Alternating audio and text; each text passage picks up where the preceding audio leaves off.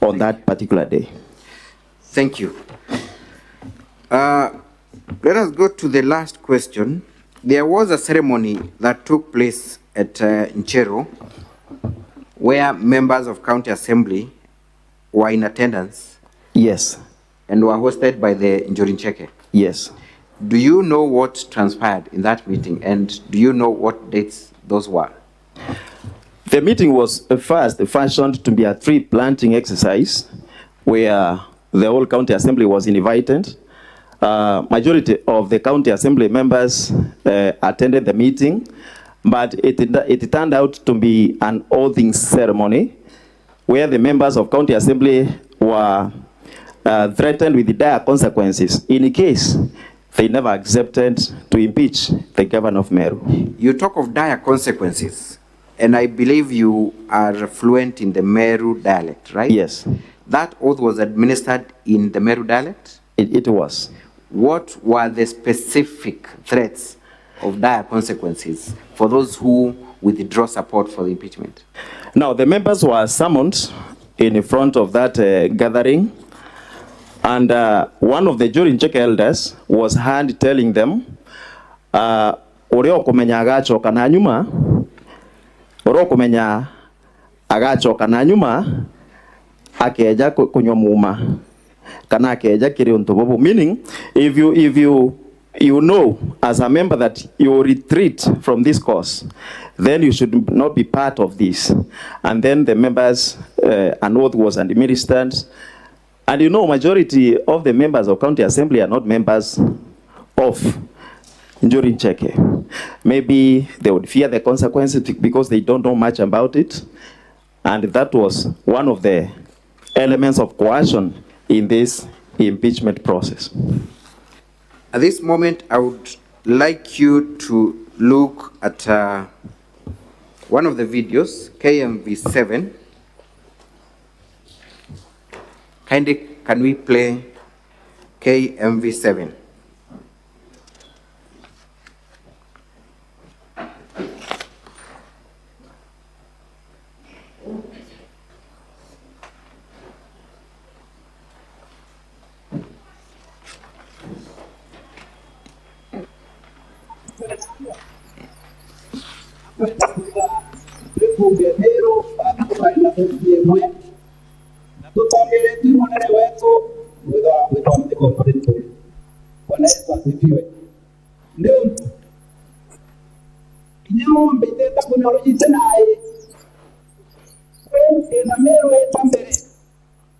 Can we have more volume on that video? I believe it is more clear if the volume is increased.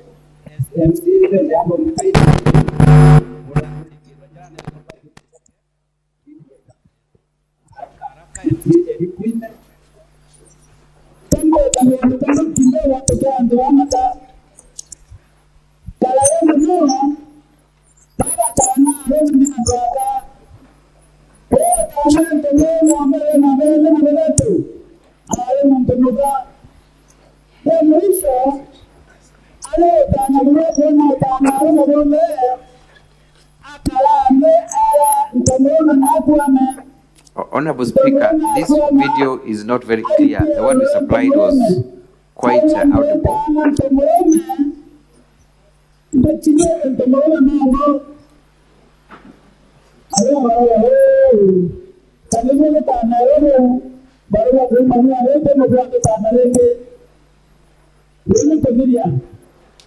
Can we pause for a moment that video? Kindly, let's pause. Yes, so, Mheshimiwa. Yes. You have seen certain people in that clip. Yes, I have. From the County Assembly so far, who have you identified? There is a Speaker of the County Assembly of Meru, Honorable Ayubu Bundi, and some members of the County Assembly as well. There is a story one of the gentlemen is giving about a woman. Yes. In 2 minutes, kindly explain what that story is about. Now, the elder is explaining to the members of County Assembly that a long time ago, the circumcise of men was a woman. And the woman would literally sit on the men. And I think that was a language that was being brought, to targeted to the governor. That is, they wanted the members to understand that the governor is literally sitting on men in Meru County. Let's proceed watching the video kindly.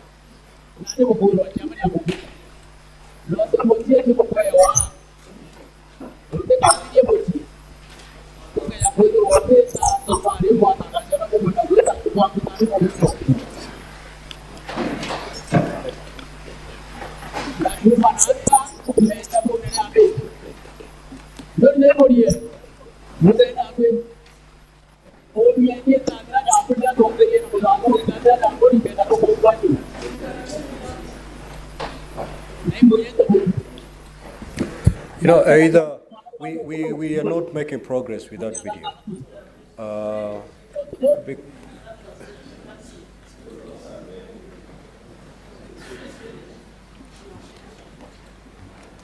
Kindly proceed and tell us what is being said.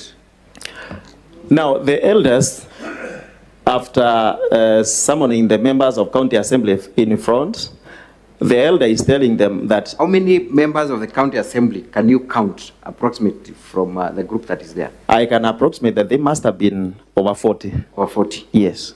That's the majority? It is. Thank you. So what is the elder saying? They are being told, if you think you will retreat from this course, by the course you mean the impeachment of the governor, then you should not come for the oathing, simply because a curse will accompany you and your family, and you forget about the Meru leadership. Thank you. In your own assessment, did that amount to instilling fear among members of the County Assembly to support the impeachment motion? From what I know about Njuri Ncheke and its stature in Meru community, as well as the oath itself, how it is respected and feared by members of Meru community, that amounted to intimidation. It amounted to coercion. It amounted to instilling fear in the members of the County Assembly. Lastly, this event was conducted on 14th of October 2023. Am I right? Very right. By this time, the mover of the motion had not introduced the motion in the House. The mover had not introduced the motion, and the motion was not even known by its content to the members of the County Assembly. So it is your testimony that these members were being asked to support an impeachment motion that they had not seen. They were being mobilized so that by the time the motion comes, they will be ready to impeach the governor. And the oath was for them to take a stand even before yes, the contents of the motion were known. They were being mobilized in advance, even before the content of the motion was explained to them. That's all for this witness, Mr. Speaker, sir. I leave him for cross-examination.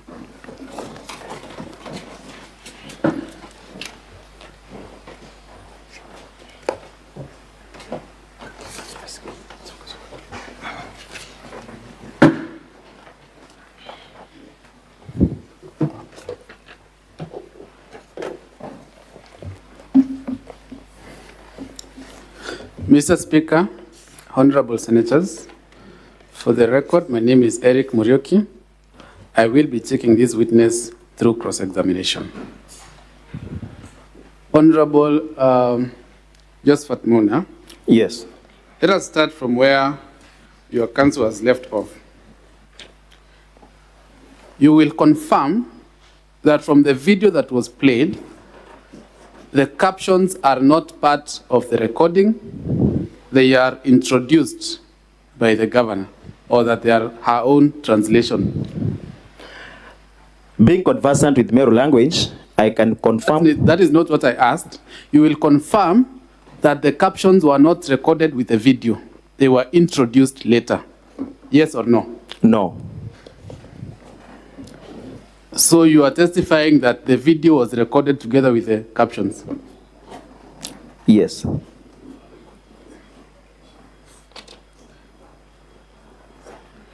You will also confirm that there is nowhere in the video where impeachment is mentioned. Impeachment is being figuratively referred to as Is it discourse, mentioned or not mentioned? not expressly. Thank you. On your affidavit,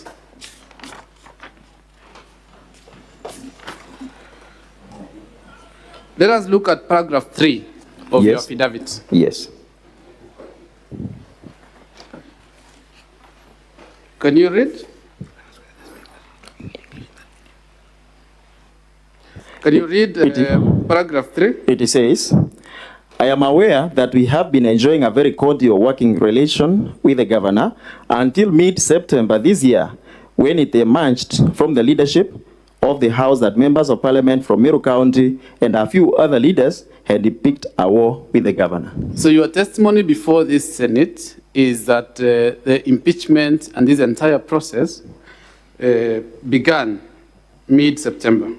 Or thereabout. Thank you. I will refer you to our volume 2, pages 17 to 29. That is the IFMIS extract. I'd like to get someone to help with showing him volume 2. Volume 2. The IFMIS extract, pages 17 to 29. I'm there. Open any page between those two pages, between 17 and 29. I'm there. Can you read the date of the first transaction on that page? The date. Yes. I can see 1st July 2022. You will confirm that that is way before mid-September. Yes, it is. Thank you. I will also refer you to our volume 2, and just before I go there, for all those other transactions that are on that volume, between pages 17 to 29, all of them, or a majority of them, are dated way before the mid-September date. Exactly. Thank you. And I will refer you now to page 233 of our volume 2.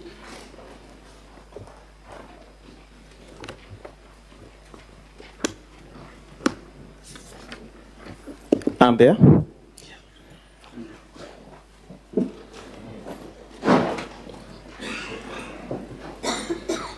Are you at 233 of volume 2? Yes, I am. What is the date of that document? The letter is dated Friday, September 1st, 2023. Is that mid-September, or beginning of September, or end of September? It is not mid-September, but you. it is September. Thank you. When you say mid-September, ordinarily, you mean from around the 15th of the month, going onward, right? Exactly. I will also refer you to the document on page 232. 232 32 of our volume 2. I'm there. What is the date?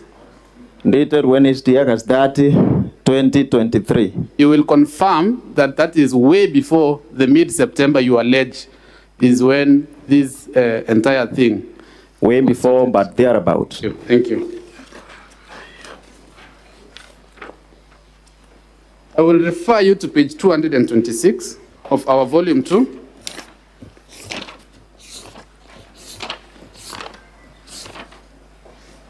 I'm there.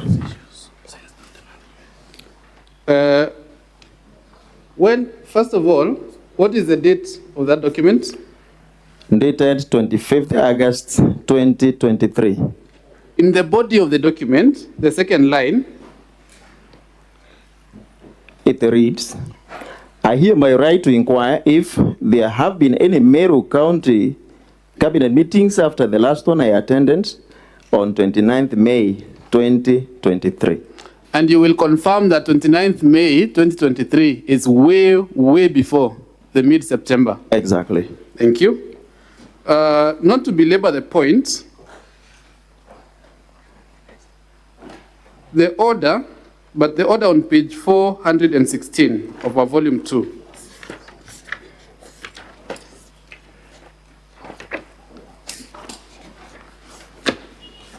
Volume 2.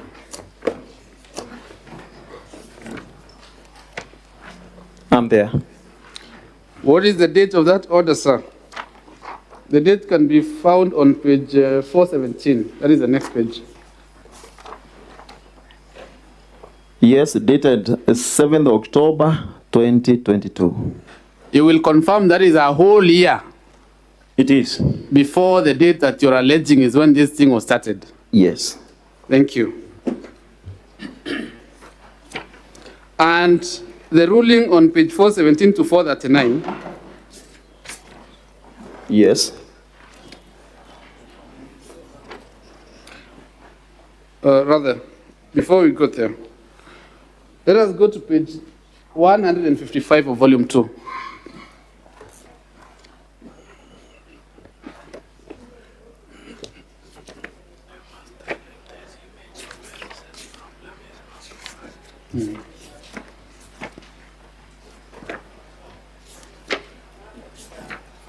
Page 155, volume 2. 155, I'm there. Can you see the date that appears on that WhatsApp extract at the top? The date, May 27, 2023. So, Mheshimiwa Josephat, Yes. you will agree with me that this narrative, that this is a recent problem that has come up, is completely false. From the perspective of a member of County Assembly, it was brought to us in Well, September Mr. thereabout. Mr. Josephat, Yes. we have looked at several documents dated way before, some of them a whole year before. You will agree with me that this narrative, that this is something recent that came up from mid-September, is completely false. What I mean that a matter that came as an impeachment piece in September 2023 could have been brewing way before, but members of the County Assembly had either to hand a good working relationship. No matter. Let us go to your allegation that this motion is sponsored, or to use your words, is an incitement from the members of parliament. Yes. When you look at the ruling on page 417 and 439,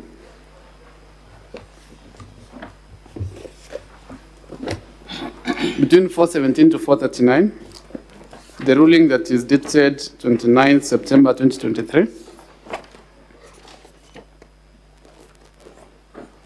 Yes, I'm there. you will agree with me that that is not a document originating from any member of the National Assembly. You will agree with me that that is a ruling of a court of law in Kenya. Exactly. Thank you. But Thank you. But Mr. Josephat, you are not a member of the UDA party, are you? Mr. Speaker,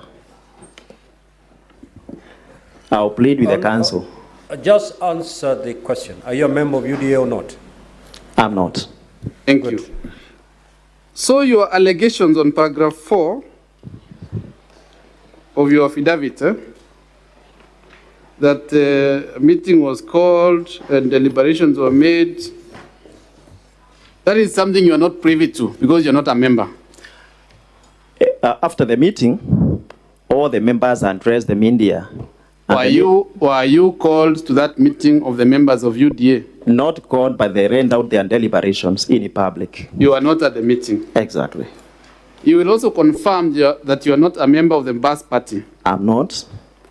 And you do not ordinarily attend the meetings of the members of BAS party. Yes.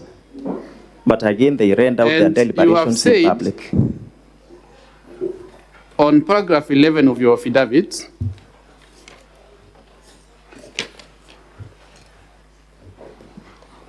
you allege that you know the reasons why a party or parties that you are not a member to chose to discipline their members. That is what you have alleged on paragraph 11. Exactly. You will agree with me that since you've confirmed you are not a member of UDA, you're not a member of BAS, you do not know the deliberations that happened or the reasons why these parties chose to discipline their members. I have an affidavit from one of the members confirming it was the reason. I'm asking you, were you there? Were you part of the deliberations? I wasn't there. Thank you. Mheshimiwa Josephat. Yes. There's your fellow members of the assembly, and I will name two of them. Kaume Faith Kananu. Yes. There's another member called Kiambi Ngaruni.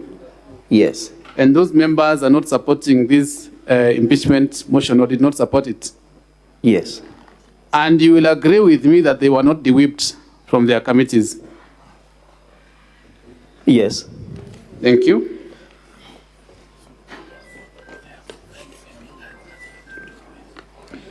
So, Mr. Mheshimiwa Josephat, it must follow, therefore, that the de-whipping you talk about on paragraph 11 had nothing to do with supporting or not supporting the motion. I'll leave that to the discretion of the senators.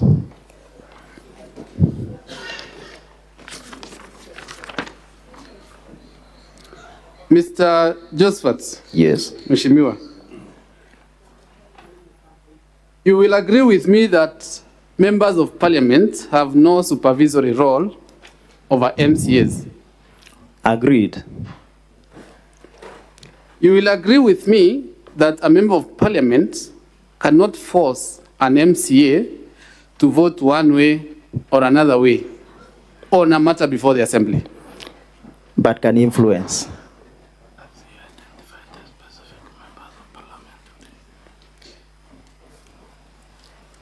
Mr. Josephat, ultimately, every MCA is free to make their own choice in the assembly, right? Right. Thank you. Have you identified the specific members of parliament that you say influenced or forced you or your fellow members? Yes, I have. Yes. Where, which paragraph of your affidavit? Not in the affidavit. Thank you. But one of them was here yesterday as a witness. Which paragraph of your affidavit have you identified those members? None. Thank you. On paragraph 8 of your affidavit, are you there? Yes, I am. You say you received calls from other leaders within Meru to support the impeachment motion in order to restore dignity and respect of Meru as a county, right? Exactly. Have you adduced any evidence to show that you indeed received these calls? Not contained in this document, but factual. Have you disclosed the maker of the said calls in your affidavit? Not in the affidavit. Have you attached any call log or any screenshot to show that you indeed received these calls? Not attached. Thank you. You have talked about incentive of 15 million being increased to 30 million. Yes. Have you provided any evidence that any member was offered, let alone accepted, this incentive? I have not provided. Thank you. Let us go to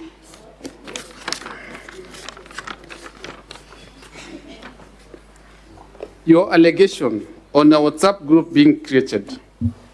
Yes. What is the very last sentence on paragraph 9 of your affidavit? I'm there. Can you read the very last sentence of paragraph 9? A WhatsApp group to organize and discuss the impeachment was formed in which we were left out. You were left out. Yes. You are not members of that WhatsApp group. Exactly. So, how can you come to this house and say that it was established to discuss impeachment if you are not privy to whatever discussions were happening there? We have friends who are members of the group, members of the county assembly, who can tell you what is going on as friends. And have those friends produced any screenshots or No. any evidence? No. Thank you.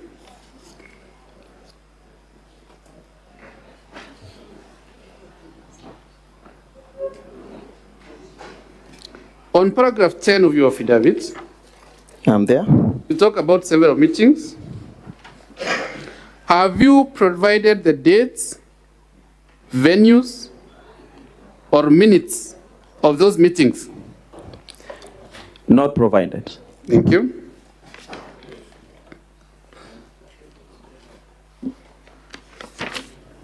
Let us go to paragraph 12 of your affidavit. I'm there. You will confirm that you were not present I have at the confirmed. assembly Yes. when this impeachment motion was being discussed. Yes. You also proceed to allege that you sent someone to test waters or something. Yes. Have you called that person here to testify to that effect? He has not been called. Thank you.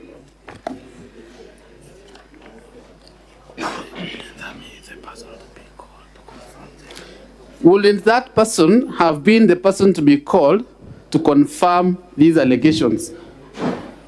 We have the OB through which he reported the matter. Has it been produced in your affidavit, sir? No. Thank you. In that, I find this paragraph 12 of your affidavit very interesting. Yes. How many members of the assembly are there, Meru County Assembly? 69. 69. Yes. How many members were present during the discussion of the motion? 59. And in paragraph 12, the very last sentence of paragraph 12, can you read it for the Senate? We ended up staying away after 10 members, away the 10 members, after the others and they carved into intimidation and crossed over. So it is your testimony that 10 members stayed away? That is correct? Yes. And 59 members were in the house? Yes. So this allegation that there was someone who was sent and got beaten and whatnot and other stories is just a fabrication. It's not a story. Mr. Muna, mathematics tells me that 59 plus 10 makes 69. Exactly. If 10 stayed away and 59 were in the house, where is the extra 70th member coming from that is being sent to test the waters? Extra what? The 70th member that is being sent to test the waters.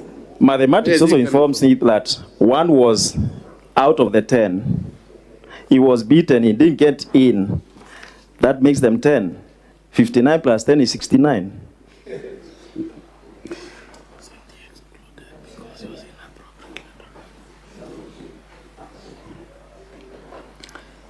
Bwana Josephat, confirm that the functions of a member of the County Assembly are legislation and oversight. They are. Confirm that impeachment is one of the oversight measures It that is. the House can take. It is. Confirm that there is no member of the National Assembly who has a vote at the County Assembly. Confirmed.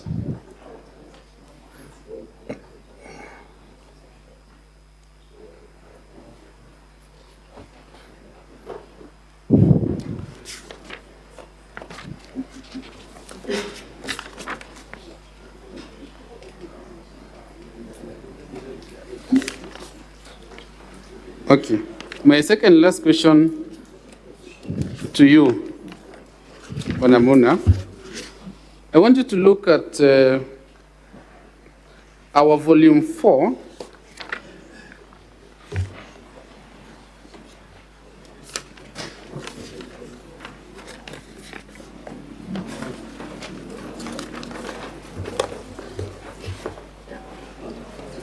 Page 3 of our volume 4.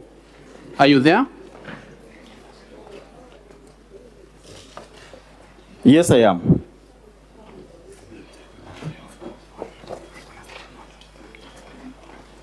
Are you there? I am. Confirm that your name appears on that page. It does. What number is your name? 59. And your signature? It is. And your ID number? Exactly.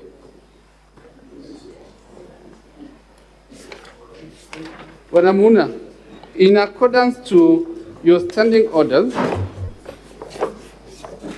Yes. and specifically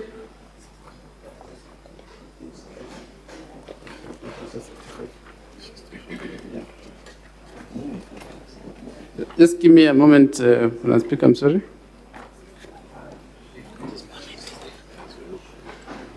You are conversant with your standing orders, Yes, I am. and specifically standing order number 65.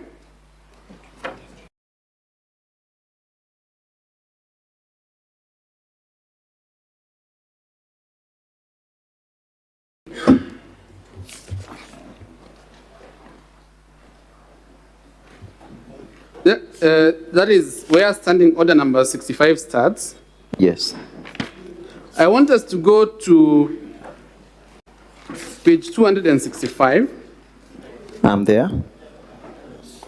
and I want you to read for me standing order number 65-4. 65-4. And I read, when the order for the motion is read, the Speaker shall refuse to allow the member to move the motion unless the Speaker is satisfied that the member is supported by at least a third of all the members of the Assembly to move the motion, provided that within the 7 days' notice, the clerk shall cause to be prepared and deposited in his office a list of all members of the Assembly with an open space against each name for purposes of spreading signatures, which list shall be entitled signatures in support of a motion for the removal of Meru County Governor by impeachment. And you confirm that it is pursuant to order 65-4, or rather 65-4 was adhered to, and that is why you signed, where you have said you signed. Yes. From the reading of order 65-4, it is not possible for a member to be coerced or forced to sign. It is possible. Were you coerced? Yes, I was. Have you produced any evidence that you were? In the affidavit, it is mentioned. Which paragraph?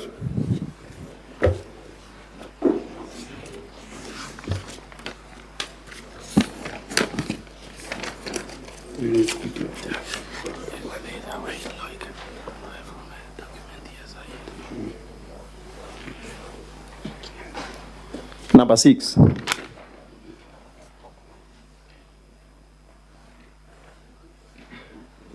And also number 8. You say that you received calls instructing you or urging you or whatever. Receiving calls is a way of, Where does it say in this affidavit that you are forced to sign? do you know the content of the calls? Where does it say that you are forced? In the calls. Sorry? In the calls. Can you read 65.5? Order 65.5?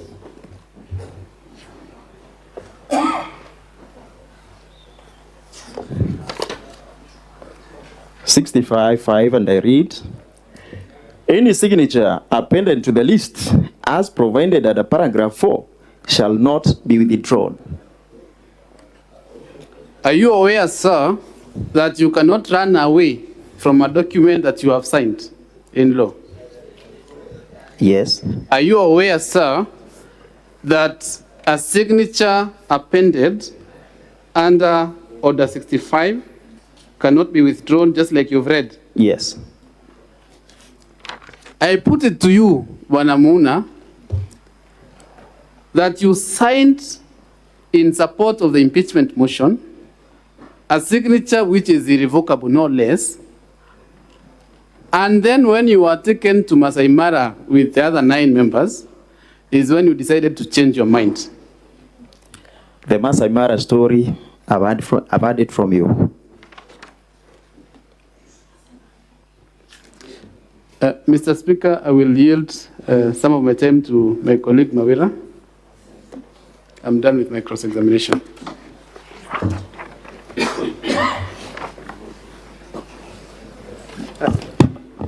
Honorable Speaker and the Honorable Senators, my name is Kawira. I have not more than 3 questions for the witness.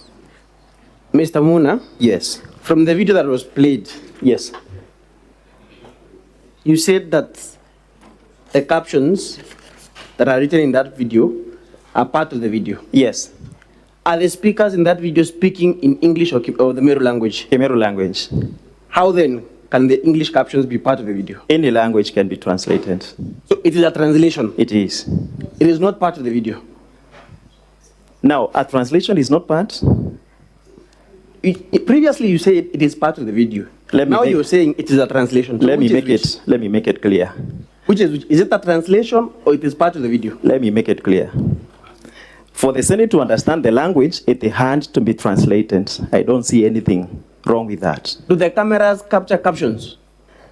If you take a recording, for example, of the proceedings hearing, will the cameras include the subtitles? I'm not a professional photographer. I don't know. Okay. You voluntarily went to the clerk's office to sign the verification form? Not voluntarily. Not voluntarily? Yes. But you went to the clerk's office? Yes. Who coerced you to go to the clerk's office to I sign? have answered that from the previous questions. Were you pushed to the clerk's office? What do you understand by Were you coercion? carried there or did you walk to the clerk's office to sign? I walked. You walked Yes. voluntarily or you were pushed? Involuntarily. Who coerced you then? I've seen there were calls. You were coerced by a phone call to go and sign? You can. And you say that you represent the people of, is it Ntima Western case? Nyakist. So your people should believe you to say that you were coerced through a phone call and that independently you cannot make a decision on your own on whether to sign or not to sign. Bwana Counsel, we have seen politicians dying in the course of duty. Do they die voluntarily out of politics? No. You will confirm that nonetheless you signed, Nonetheless, I signed involuntarily. and your signature cannot be withdrawn. It can't. Okay.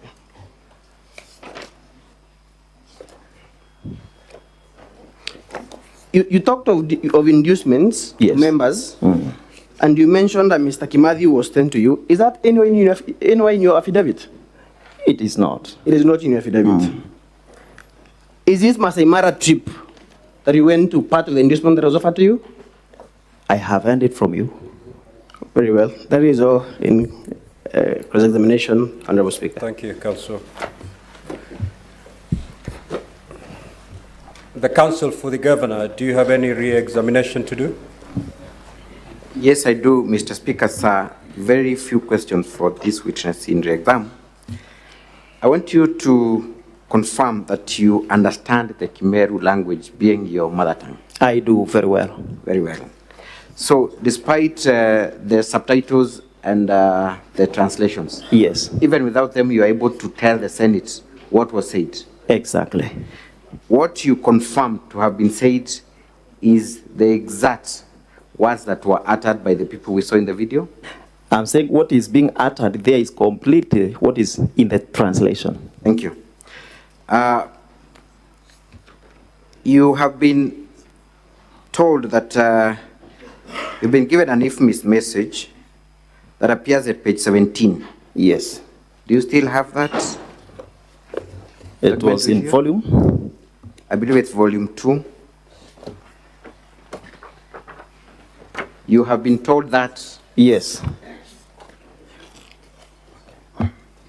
transaction confirms that the governor conducted some violations before Yes. August. Yes. Kindly, I want you to look at the specific item that you referred to appearing at page 17. Yes, I'm there. Can you see it? Yes. Read for us the date. It is dated 1st July 2022. 1st July 2022. Yes. Was Governor Kawira the governor by 1st of July 2022? No. Is that an issue that can be attributed to her? No. Thank you. And in any case, Mheshimiwa, what you're testifying is as to the good working relationship with the governor. It is.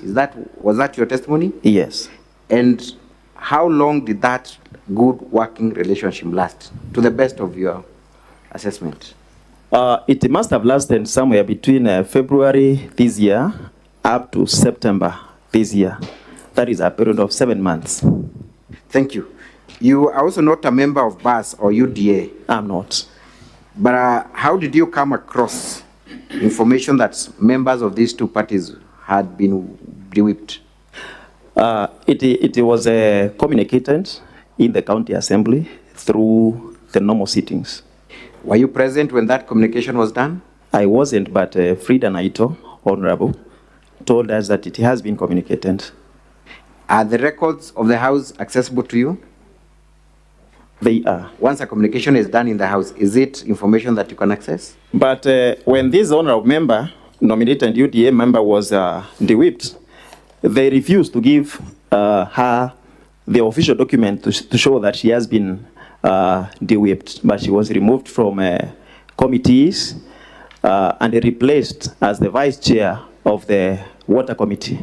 Was that communication done to the County Assembly of Meru? It was done, but no official document was given to her for fear that it will be used as an evidence in this Senate.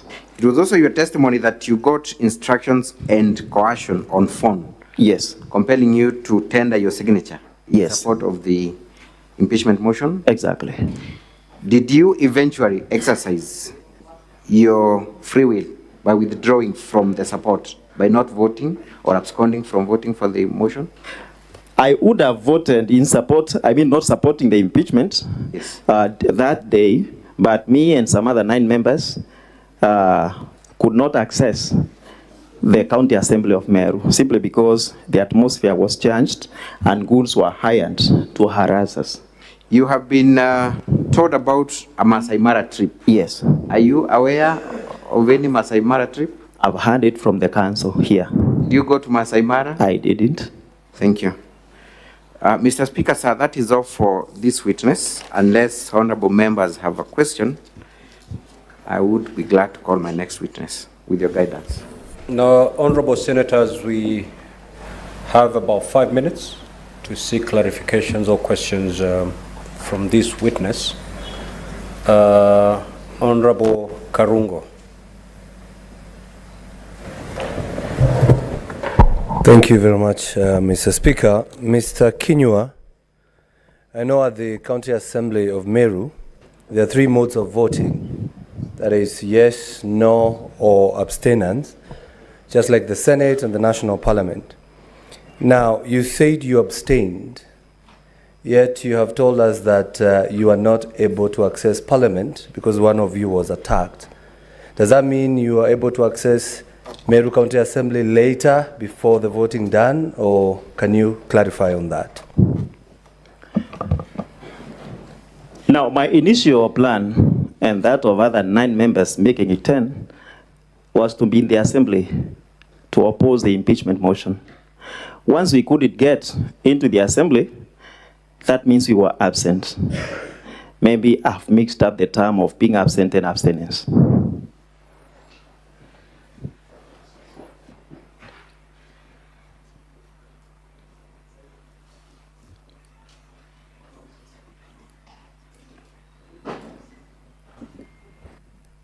Senator Enoch Wambua.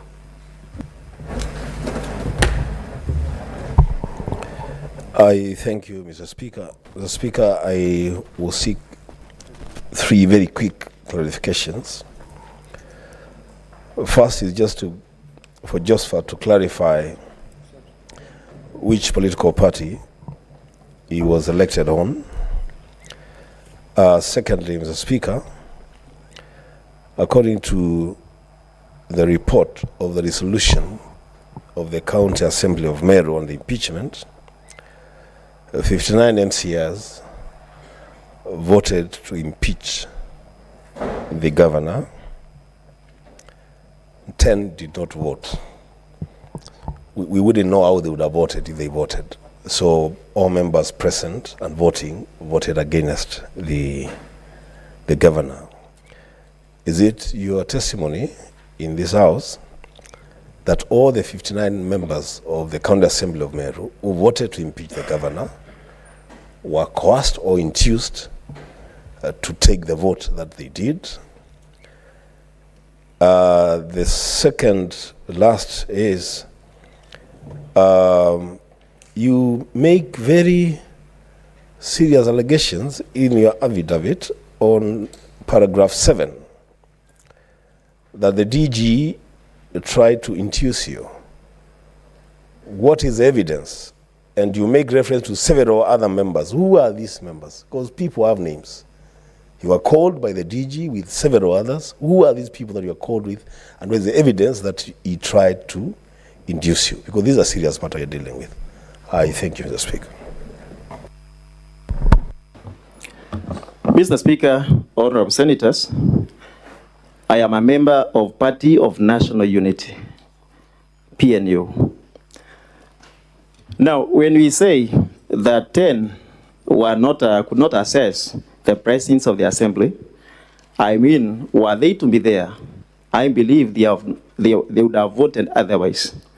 The 59 of them who were present in the Assembly that day and voted yes, I cannot say that all of them were coerced. I am drawing my conclusion from the talk that we had before the voting day. And I know the talk that majority of them had. Given a free will, they would not have impeached the governor. Finally, in your questions, when I say the deputy governor made calls, you're telling me to name specific people or members of county assembly to whom he called. But I can assert that he called all of them in an effort to get a support from them with a promise to increase ward fund from 15 million to 30 million. Senator Samson Cherargei. Thank you, Mr. Speaker. Sir, mine is to our good friend Mheshimiwa. Just 2 quick clarification. You have told this House that you were not able to access the county assembly. Did you report to any police station, or do you have evidence to that effect, including the phone calls? If you can table. Finally, I can see your signature is number 59, and in standing order 65-5, the Meru County Assembly standing orders is specific on what you are signing. So, and you have alluded that a number of people were given inducement to, through you, Mr. Speaker, to support this impeachment motion. Is there a possibility that you have also been given inducement to testify against County Assembly? I thank you, Mr. Speaker, sir. Thank you, Mr. Speaker, honorable senators. First, I have seen that I have OB belonging to one Honorable John Mogunathranira, MCA from Mbeu, who was assaulted on his way to the County Assembly of Meru. And if allowed, I can give it to this Senate, though it does form part of my affidavit. Number two, when I talk about inducements to sign, Mr. Speaker, I know exactly what I mean. And everybody who signs was induced to do so, either through promises that one fund will be increased or through some other promises, sweet promises, in order for the members to sign.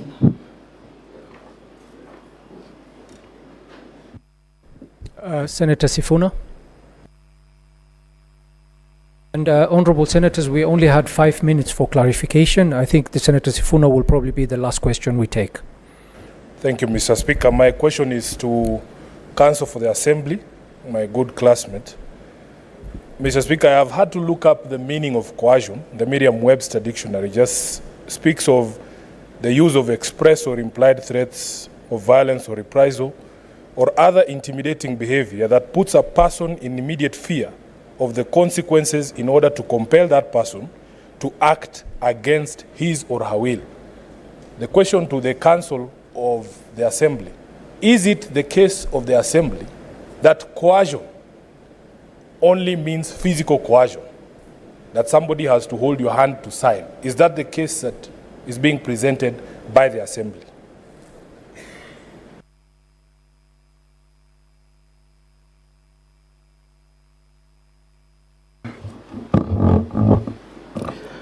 Mr. Speaker, under the law, coercion is not limited to physical intimidation and physical threats.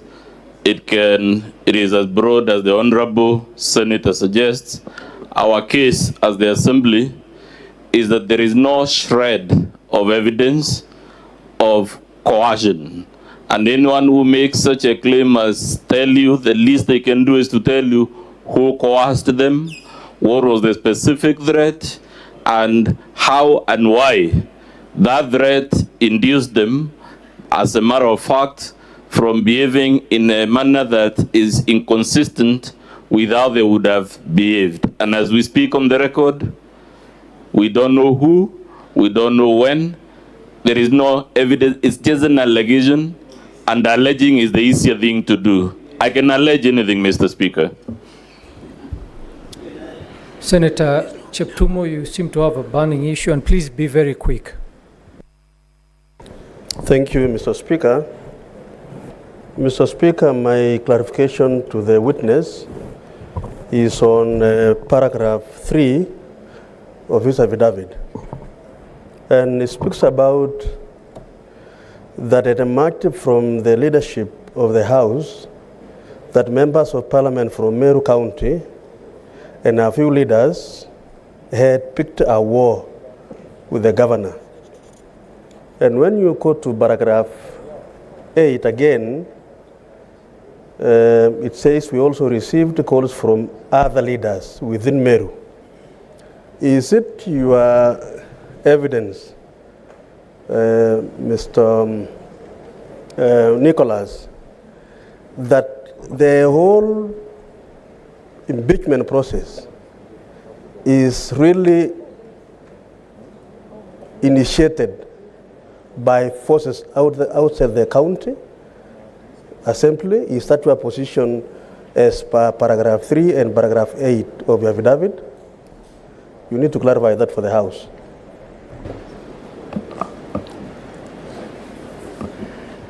Thank you, Honorable Speaker, Honorable Senators.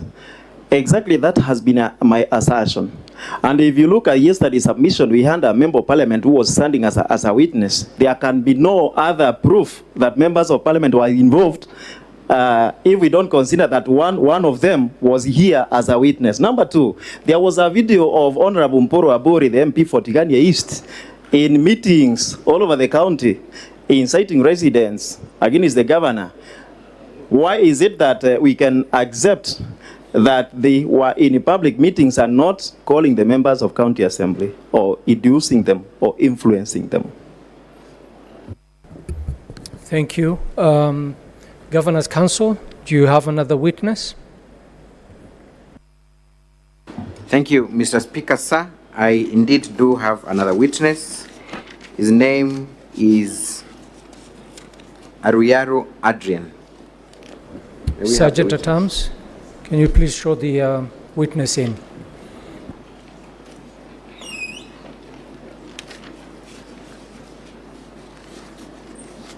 As the witness is being ushered in, Honorable Speaker, he has sworn an affidavit that appears in our small booklet. His affidavit appears at page 96.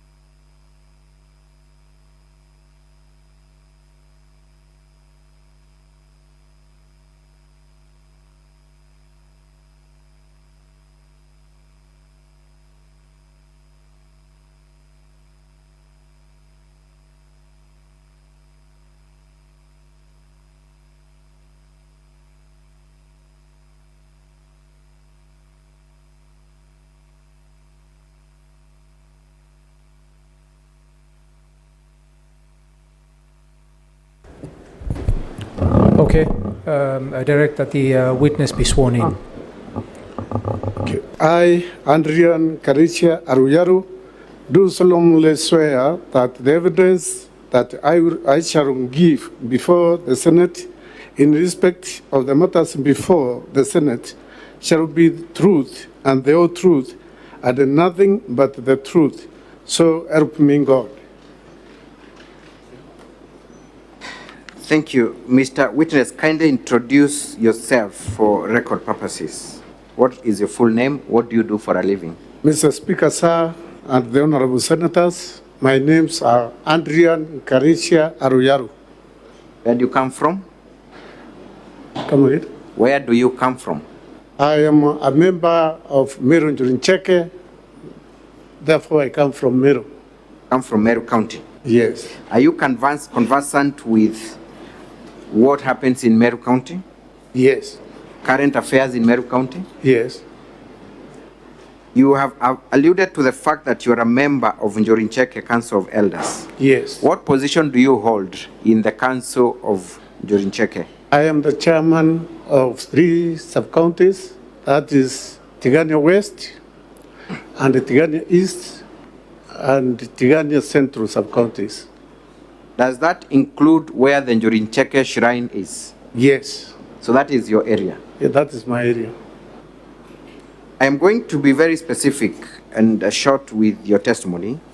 I want to refer you to the happenings of 14th of October 2022. Are you aware of anything that took place at Ncheru on 14th of October 2023? Yes, I'm aware. What happened there?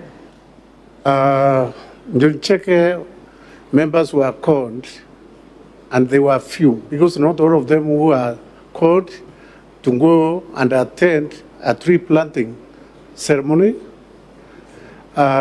We went there. I was there briefly because I was committed.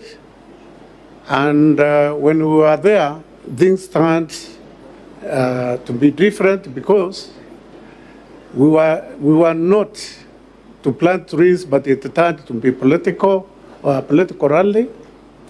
And many things happened there, which annoyed the Njurincheke. What happened?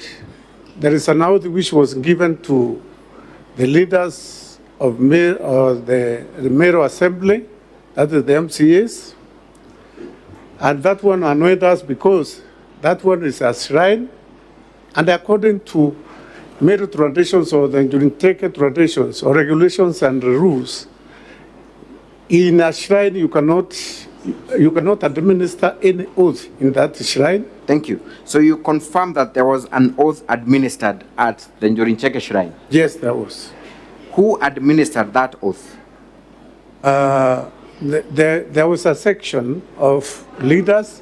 That is, we have one Murangiri, who is Secretary General of Njuricheke in Meru, and there was even the chairman of the region, that is Mr. Kawira, and many others were there.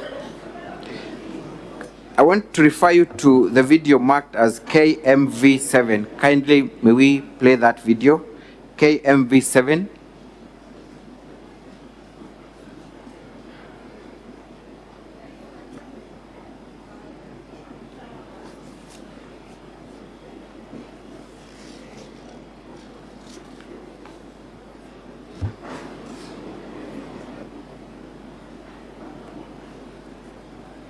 Video KMV7.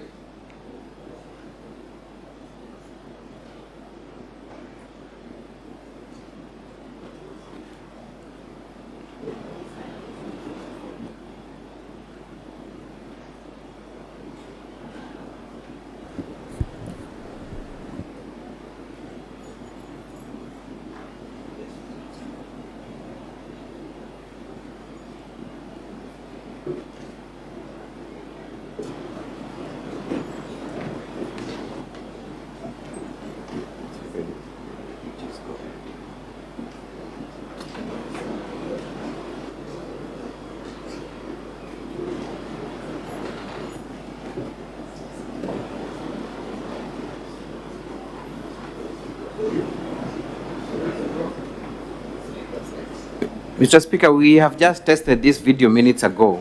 Where's the sound broadcasting? The sound was perfect. I do not know what is happening. Minutes ago it was working.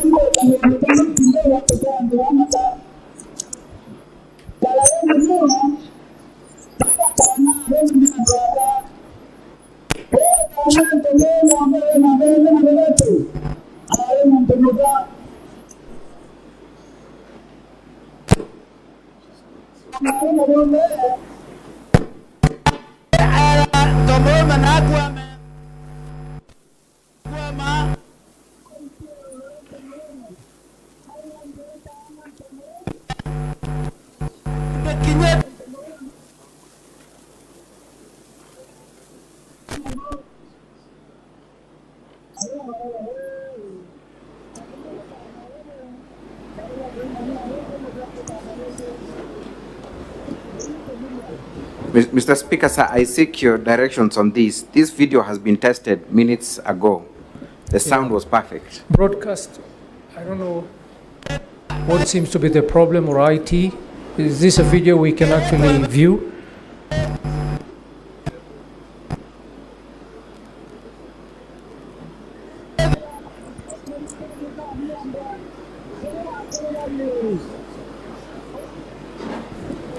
Council. Yes.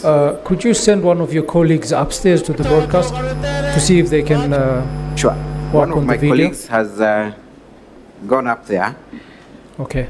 Perhaps we can then play KMV 17 as we wait for that video to be sorted. KMV 17.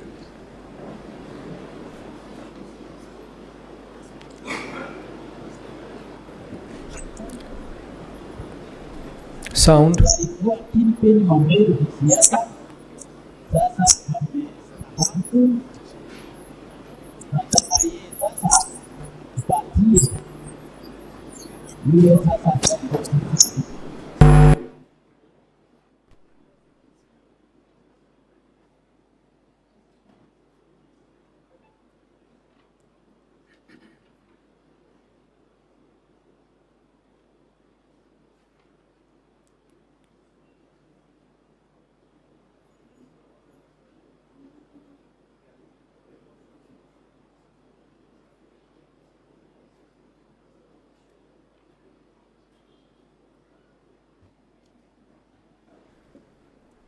IT, are we going to have a problem with all the videos?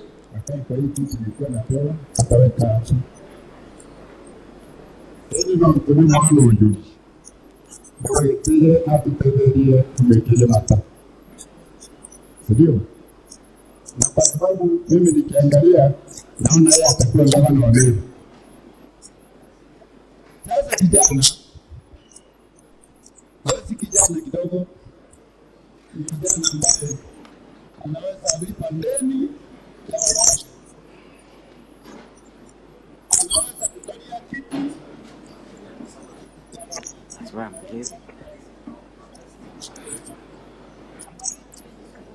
Mr. Speaker, sir, I am inclined to register my dissatisfaction with the technical Council, team. are Yes. you in a position to move to maybe a different point as we wait for IT to handle the matter of the This videos? witness, Mr. Speaker, sir, is only supposed to testify on what transpired on 14th of October, and the only piece of evidence that we rely on is those 2 videos.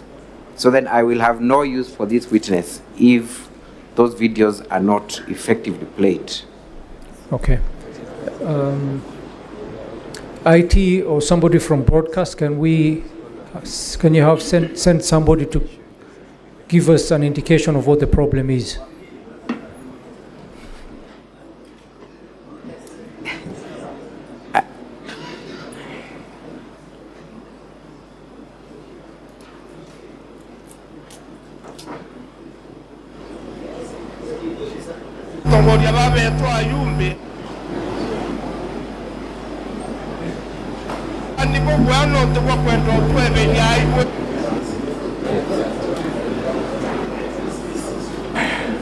Mr. Speaker, sir,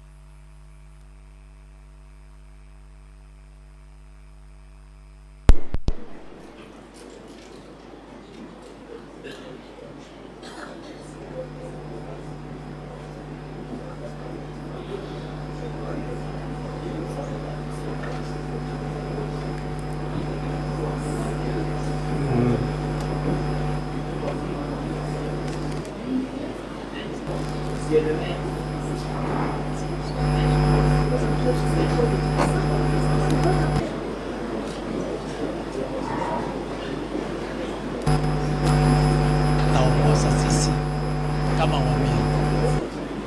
Kwa hivyo sasa tunataka hata tumetuangalia kama gavana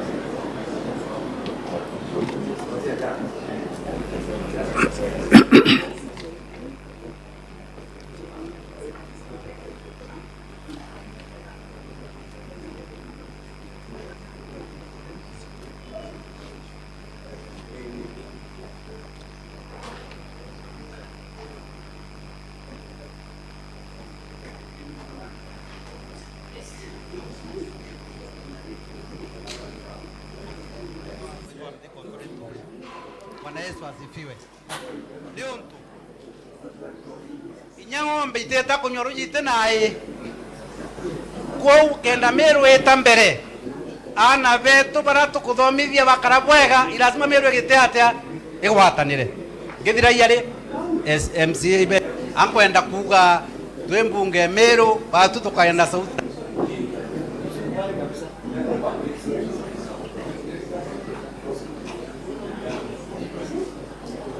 Tukwena arua ankwenda kuga twembunge Meru batu tukaenda sauti emwe na tutongere tu munene wetu witwa mthi kontrole nturi.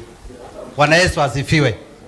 Ni untu inya ng'ombe iteta kunyoroji naye kwa kenda Meru eta mbere. Honorable Senators, ana kindly betu take bara your seats. tukuthomithia bakara bwega irazima Meru Let's egetea pause the video first. Ewatanire.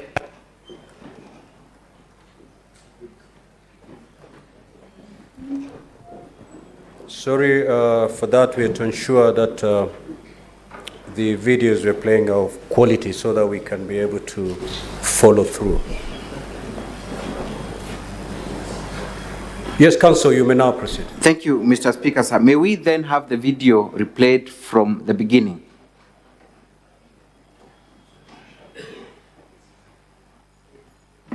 Na ntukwena arua ankwenda kuga twe mbunge Meru batu tukaenda sauti emwe na tutongere twi munene wetu witwa mthi kontrole nturi.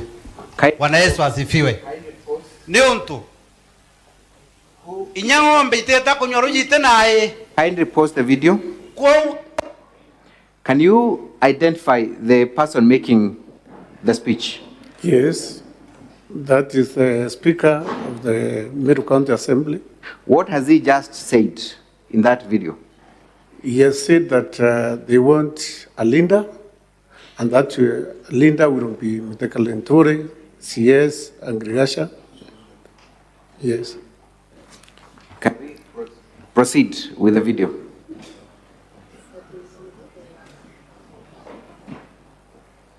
Kindly play the video. Kenda Meru eta mbere ana betu bara tukuthomithia bakara bwega irazima Meru egetea atia egwatanire. Ngithira yari MCA ibe yabo ndekaire ure kirwa njara ya kuruba njuri ncheke tuendelia chapter yetu haraka MCA je ni puinde kambo ya kalono kambo kindogo atokea ndo mata.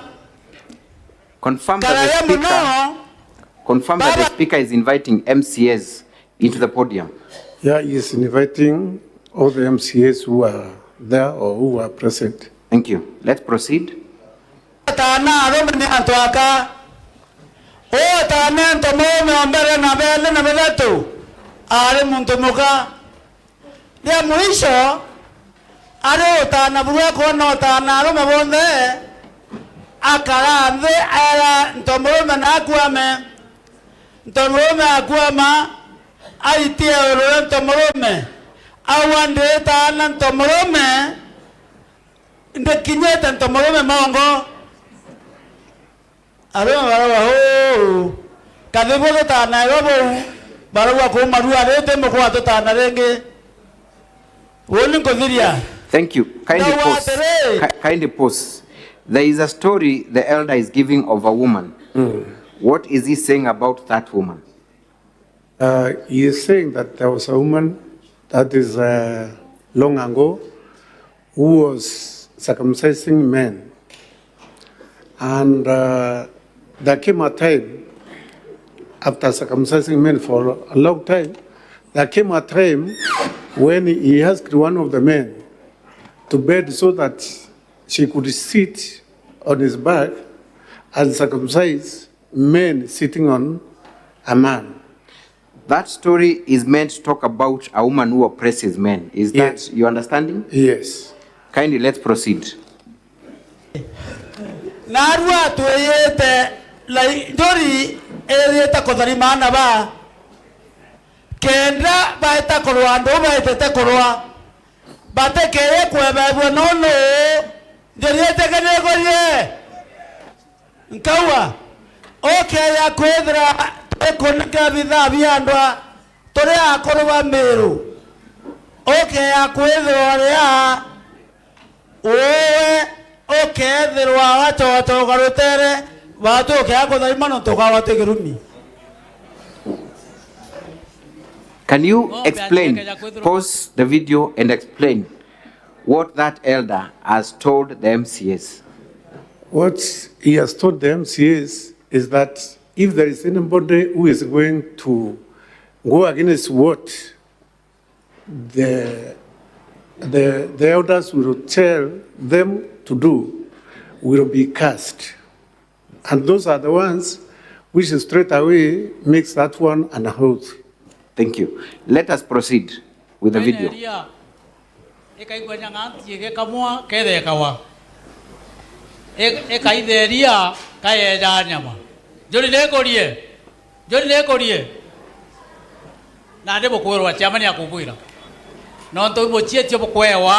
There is a specific, kindly pause. He says, Imochietio. What does that mean in Kimeru? It is an oath that you are taking. The Meru word for oath is Muchietio. what? Muchietio. Yes. Is that what he has said? Yes. Kindly let us proceed. Okay, ya kwethu roteta safari kwa takasiona kwenda kuita tu kwa kidari mo uchoke nyuma. Na kuma namba umesabu nere amiru. Jori nekorie. Muge na abwe. Omieni tadira jambo ya to merie na mutano gitadira jambo rikenda to kombwa njuri. Na imwire ndo murume. Na okay ya kuona ntwara ugabo kuthuka ibuthuki. Ate ata mantu. Tonto bou. Mantu jela twa kurukia na arue. Ija guitamero okombone. Ija guitamero tonto bou bwera muchete umenyo. Kaninge karwembo kamwe. Thank you. Kindly pause the video.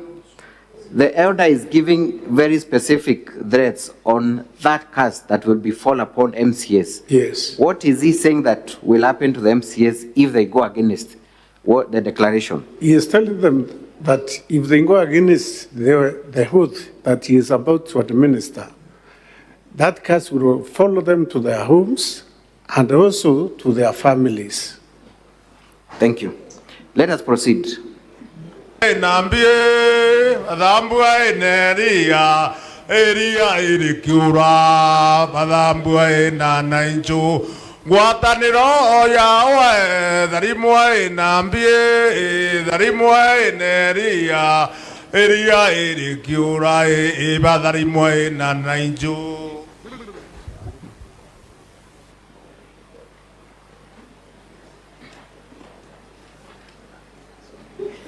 Is the elder spilling some, I don't even know what to call them. Some stuff. You will tell us what that is. Is the elder sin spilling some stuff to the MCS? Yes. What is that? Actually, I cannot tell what the stuff that one is because I did not go near. You know, there was security there. Those who were allowed to go there were those senior people. They were the ones who were near. So I don't know whether it was honey or it was honey mixed with something else. I cannot tell. What does Njorincheke use for that kind of oathing? That kind of oathing, sometimes, you see, in any oathing, Njorincheke uses blood. Uses blood because an animal has to be slaughtered so that you perform an oathing. And the special thing that we have in Meru, which is undertaken by Njorincheke, is the Kidiri oathing, where an animal is killed, and there are things that I cannot say because they are said to those people who have been initiated into Njorincheke. Thank you. Can we play video number KMV 17?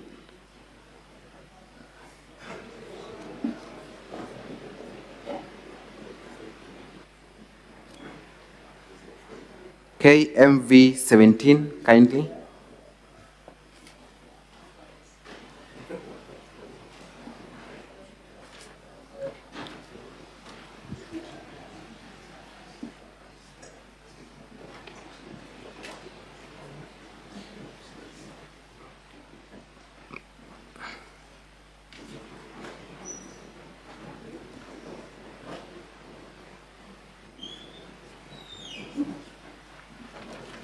Kindly video KMV 17.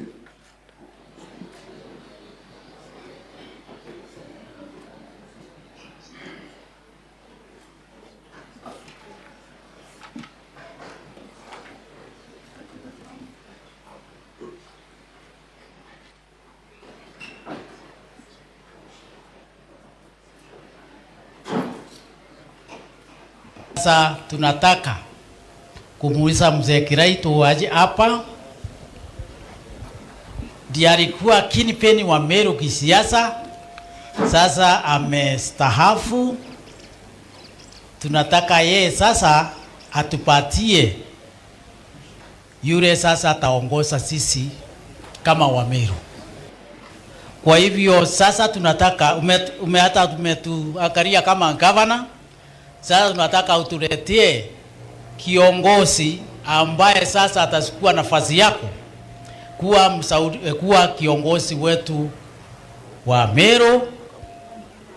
Wewe ndio utatuonyesha ni nani. Sasa nataka akuje akae kwa hii kiti nilikuwa napewa, hata wewe kaa hapa.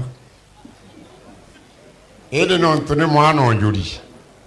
Dawa gitije na tutetherie tumuikerie mata. Sidio? Na kwa sababu mimi nikiangalia naona yeye atakuwa gavana wa Meru. Sasa kijana, wewe si kijana kidogo, ni kijana ambaye anaweza lipa ndeni ya baba yake. Anaweza kukalia kiti ya baba yake kama baba yake hayuko, lakini akiwa na baraka za baba yake, si muasi, si mpinduzi. Mbele ya wajumbe wa Meru ambaye wanatugambira kule Linjiko, wako hapa wakisundia na chiamani wao na waziri ulokaraga nyumba ya witho wa thirikari mbere yao na Arua na mbere ya njuri ncheke ya Meru. Ugote mwana kaire uitegemeo ya Meru. Wewe ni tegemeo kutoka leo. Ondobo tuina maono na tutethio tuite aibone. Thank you. Umeambiwa wewe ndio tegemeo letu. Na kurubanjuri bonde bakuona nandi na rameto yetu yitete yerekerete. Thank you. You can post that video. Mr. Adrian. Yes. According to your assessment of that video, and first of all confirm, the young gentleman that has been introduced into the podium and sat on that stool, who is that gentleman? That is our deputy governor or the deputy governor of Meru County. What is he told to do, or why is he being invited in front? They are crowning him to take the position of the governor. So they are crowning him, installing him as the governor of Meru. Yes. To take over leadership. Yes. In that meeting, you are able to see other leaders in Meru? Yes. Is that the same function where the MCAs were present? Yes. The same day? Yes. Finally, Mr. Adrian, did the elders in that function who are presiding over that function had the blessing of the Njorincheke Council of Elders to conduct that function? Actually, no. The answer is no. Because during check members got annoyed. That was on a Saturday, and on Monday we went to Uru. That is the quarter of the 3 sub-counties, that is the whole Tigania. And we denounced what happened at Ncheru. And we said we will even go to cleanse that shrine, because what happened there is not what should happen in a shrine. Because a shrine is a holy place. It is a holy place. Even you cannot even kill an animal there. You cannot initiate a person into Njorincheke in that shrine. You are not allowed. Lastly, is the Njorincheke Council of Elders opposed to Governor Kawira's leadership in any way? No. Has it in any way advised her removal from office? No. That is all for this witness, Mr. Speaker. Thank you. Counsel for the County Assembly, your witness for cross-examination.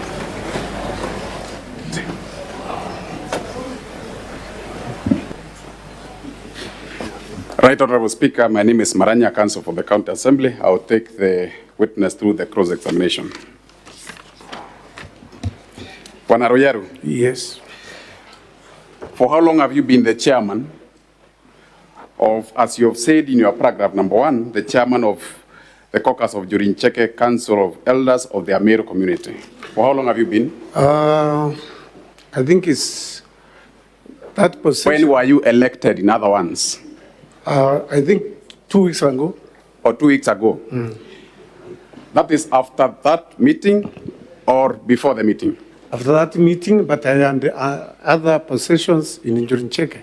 Were you conveniently appointed for purposes of your evidence today? No. Will I be right to say so? No.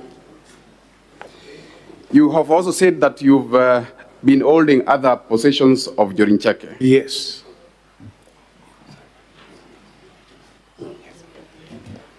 So, just to confirm, yeah. Were you elected after the impeachment motion was tabled in the County Assembly? No, because... When were you elected? When it is when the actual date? I think, yeah, it's just... You were elected after the impeachment motion was tabled in the County Assembly. I think so. I'll be mindful of time because I'm on time. It's okay. Will it be true for me to say that you are elected, therefore, for purposes of your statement today, so that you come under capacity of Njorincheke's chairman? No, because I could have come even as a mere member of Njorincheke. But does the Njorincheke have its hierarchy of in respect to communication? Yeah. Does any person, can any member of Njorincheke communicate on behalf of the entire group? Yes. Anybody? Anybody, because in the olden days there were no leaders of Njorincheke. There were juries or the wise men who are the leaders of Njorincheke. It is just recently when we started now having chairmen of the houses, chairmen of locations, chairmen of divisions. And it's your evidence that nowadays you have to speak through your officials. That's your evidence? No. You said in the past there wasn't. There wasn't, and even now, there is nobody who is senior than the other one, even though we use their titles, even that title that I am using. It cannot make me the spokesman of Njorincheke. Very well noted. You had the oath. As you speak, you had the oath. Yes. And you said you are a member of Njorincheke. Yes. You have vowed to speak the truth. Yes. Are you conflicted in this whole scenario? Does your son-in-law work for Meru County government as a chief officer? Yes. I have children. I have asked, does your son-in-law... Yes. Could you state his name? To this or it? What is his name? What is the son-in-law? What is the name of your son-in-law who works as a chief officer in the county government of Meru? It's Akwalu Mugambi. Victor Akwalu Mugambi. Could I be right to say that you are here just to protect the impeachment of the governor and by extension protect the loss of job of your son-in-law? No. Reason being, I have to say the reason. Reason being that my son-in-law was vetted by a competent assembly, and he passed the vetting and he was that notwithstanding, Mr. Chairman. Yes. I put it to you that you have a conflict of interest as far as the Meru County government leadership is concerned. Will I be right to say so? No, you are not right. You have produced a clip allegedly played at a Njorincheke forum? Was that a formal Jorincheke forum? Actually, it wasn't. I am asking, was it a formal Jorincheke forum or not? I am saying it wasn't. It wasn't. I am contented with that. I'll take that. You have said you are a veteran member of the Jorincheke. Yes. That's all? Yes. Can an oath, as you have alleged it, be conducted in a forum other than a formal Jorincheke forum? It can. If you are misled, you can do the same, and that's why we are saying, as members of Jorincheke, we are going to cleanse the shrine, because it was not done at the right time. It was not done at the right place. At the right place. Yes. Therefore, a Jorincheke oath has to be done with their formalities to be followed before you administer an oath. Is that your evidence? Yes, it is. You said also that there need to be, one of the formalities is slaughter of an animal. That's so? I said there is. Is that so? Is that so? No, I am not going to accept that, because my question is simple, Mr. Chairman. I was specific. Please listen to my question. Yes. Is it a prerequisite that for you to administer an oath, you have to play some things, including, which you said you cannot even say here because they are non-members, members who are not initiated to Jorincheke? Yes. You said includes slaughtering an animal. Yes. Was it that? Or you want to recant your evidence? No, what I am saying is, I said the Kidiri oath thing. That is not Kidiri oath thing. It is an oath thing, but not Kidiri. How many oaths does Jorincheke have? Jorincheke has 3. Sorry? It has 3. It has 3? Yes. And the 3 are members required to slaughter an animal? Not all of them. Not all of them. Is there any that is conducted in presence of non-members? No. No. Yes, unless even it is done. Now, in that meeting, I want to ask you whether the meeting was composed of only the members of Jorincheke. No. No. And it's your statement that an oath can never be conducted in the presence of non-members. It is. It is your evidence that an oath has to be conducted in strict presence of members only. Yes, by strict Jorincheke elders. Yes, and anything conducted with presence of non-members is not an oath. It is a oath, because the ones which were used there. Now, Speaker is speaking from both sides of his mouth, saying this at the same time and saying it again. It is your evidence, Mr. Chairman, that anything conducted in presence of non-members is not an oath. That's what you've said right now. It's on record. I did not say that. Why I'm saying I did not say that. On record. It's on record anyway. Maybe you got me wrong. Therefore, you mean that an Jorincheke oath can be conducted in presence of non-members? By wrongdoers, yes. You are qualifying your answer. I want an unqualified answer. My question is simple, and don't be evasive. You are here to tell the truth. Yeah. My question is, can an oath, a perfect oath properly so called, of a Jorincheke,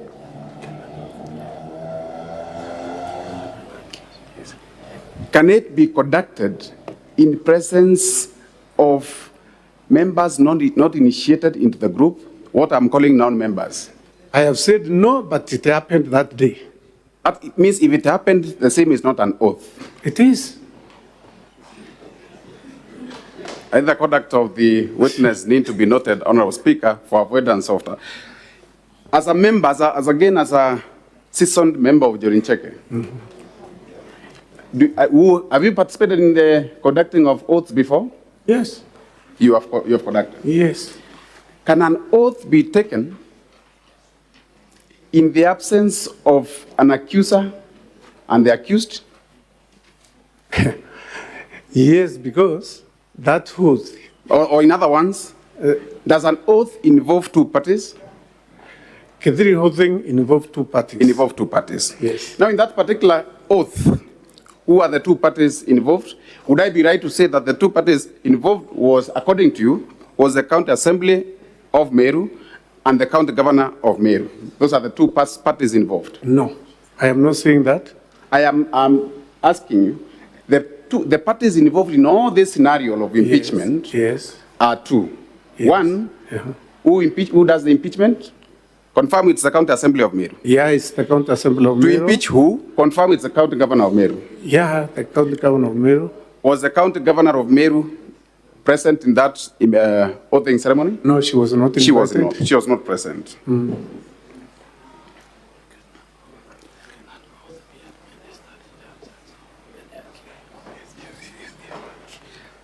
From the video that you played, yes, I saw the presence of Deputy Governor. Is Deputy Governor a member of Joricheke? No. He is not. Yes. I also saw a couple of children and ladies in that forum. That's so? Yes. Are they members of Joricheke? They are not. Are they allowed to participate in an oathing ceremony? No. They are not. There's a video, there's a translation to that video that is appearing on the side, on the signs of the same, of the screen, sorry. Was that translation part of the video? Which one now, in particular? The English translation. The English translation you read, you indicated that the video. Was it part of the video, or it was translated thereafter? It was part. It was part? Yes. The translation is in which language? In English. It's in English. Were the elders speaking English? That day? Yes, that day. Yeah, there are those who are speaking in English. From their voices, were they speaking in English? No, they were speaking in Khmeru. They were speaking in Khmeru. Yes. Therefore, that translation has been, you had to get somebody to input it. Is that so? I'm sure you're American and you got... I'm asking a question. That was not part of the original video. It was, it was translation. And correct translation. Please be mindful of time. Yes. Was that translation part of the video? It was, because those were the ones which were used. It's only that it is in a different language. Did they speak in two languages? Who? The statement on the video are in Khmeru. The translation is in English. Yes. Would I be right to say that that translation was done after the video was covered or was taken? Maybe. Maybe. I have heard the Honorable Speaker of the County Assembly speak of one Jacob Lintori, and Honorable Speaker, if we could get to that clip where the first one, where the County Assembly Speaker is making a statement. Speaking of one Lintori, however, your translation spoke of Medeka Lintori. Sorry, the speaker spoke of Jacob Lintori as a kingpin, while your translation spoke of Medeka Lintori as a kingpin. Yeah, I used those. Did you translate verbatim? Did you have a verbatim translation of Council, which video are you referring to so that we pick it up and play it for you? The first video that was played, that was video. KM7. I'm told it's KM7 at the Council for the Governor. KM7. Yeah.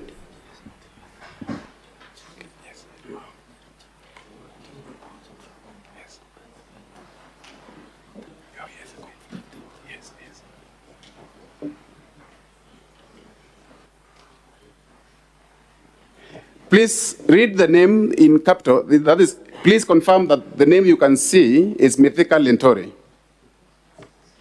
On your translation.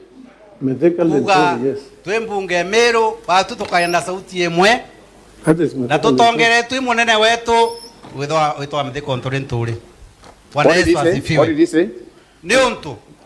What did you can push up? What did the governor say? Sorry, what did the speaker say? That they will be led by who? By Methika Lintori. And what is written on the What is the name of the kingpin, the leader? Mithika Lenturi. And confirm that the same is not Mithika Ntolentori. So you are telling? Confirm those are two different names. I cannot confirm because I know him. This is an interpreter who was interpreting verbatim what has been said. I cannot confirm that I know him the way I know you. Confirm that what is written there is Mithika Lenturi and not Mithika Ntolentori. It is. It is. Yes. Therefore, that translation is not capturing the actual one stated by the speaker. It's different. According to you, but not according to you, even according to yourself. According to me, yes. Mithika Lenturi is the same as Mithika Ntolentori. Translation, verbatim translation. It is not a verbatim translation of what is being stated. Is it so? Yes. Very well.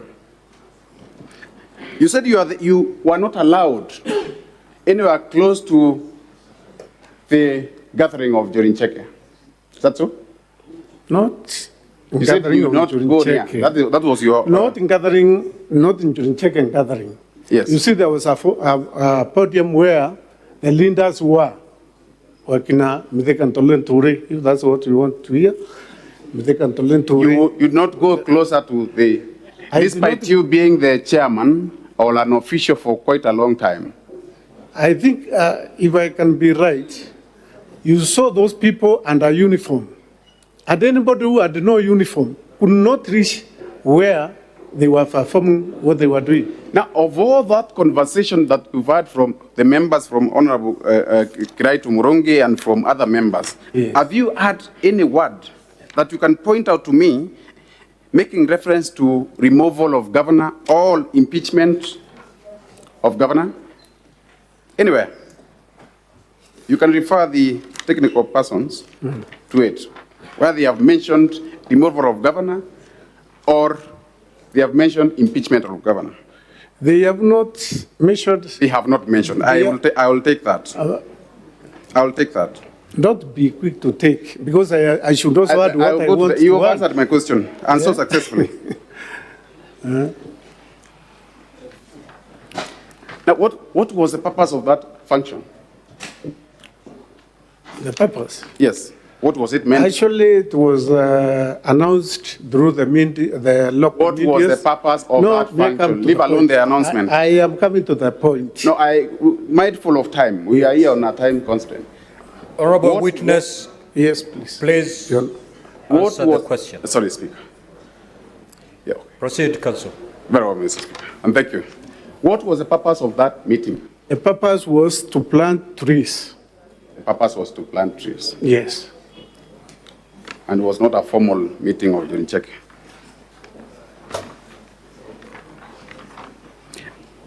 Can you transact a Jorincheke meeting in a tree planting forum? It happened that day. It happened that day. Yes. But ideally, should it happen? It should not. It should happen. Yes. You said you were there briefly. How brief were you? Yeah?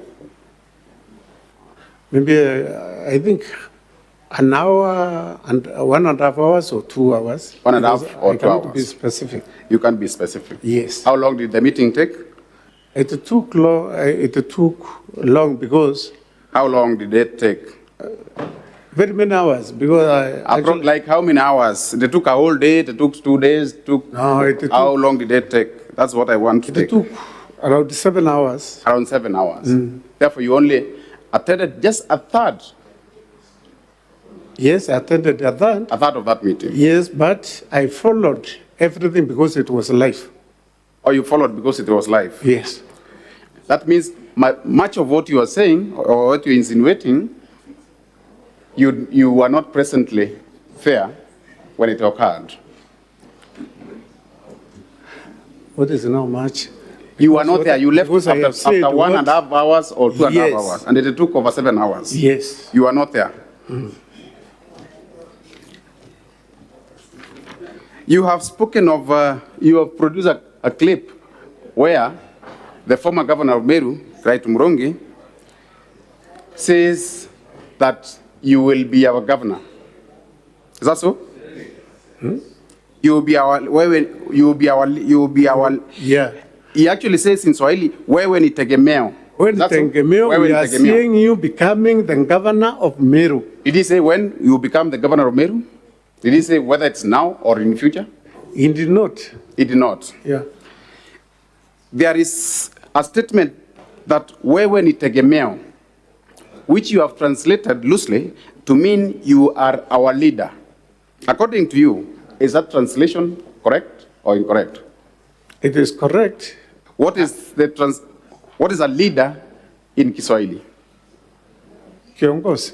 Kiongozi. Yeah. And it's not tegemeo. What is tegemeo in Swahili? Tegemeo in Swahili. Yes. It is tegemeo. No, sorry, what is tegemeo in English? Sorry. In English. Huh? What is tegemeo in English? Tegemeo in English? Yes. Tegemeo in English is that. Is it being reliable? Or we depend, or we is can being depend depended on? Yeah, depend or on. being reliable? Yes. Confirm, therefore, according to your interpretation of that translation, Yeah. that tegemeo does not mean a leader. Tegemeo does not mean leader in English.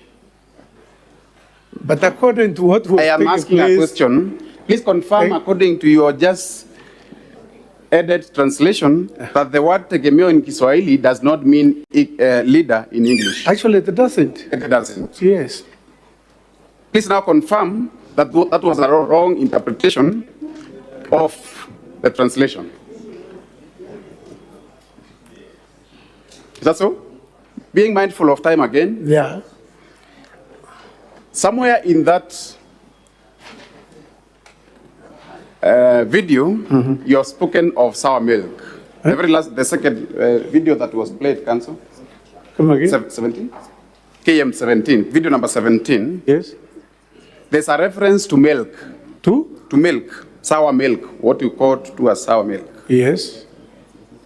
If the clip can be played for the interest of the honorable senators. Yes.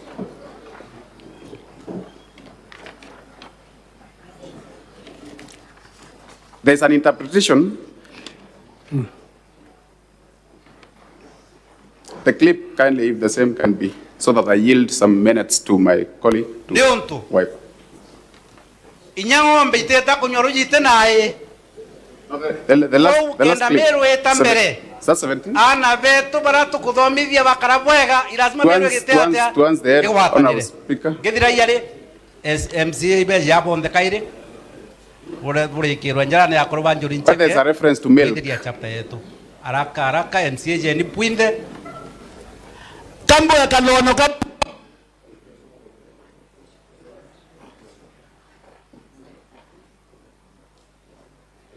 Kindo watokea anto mata.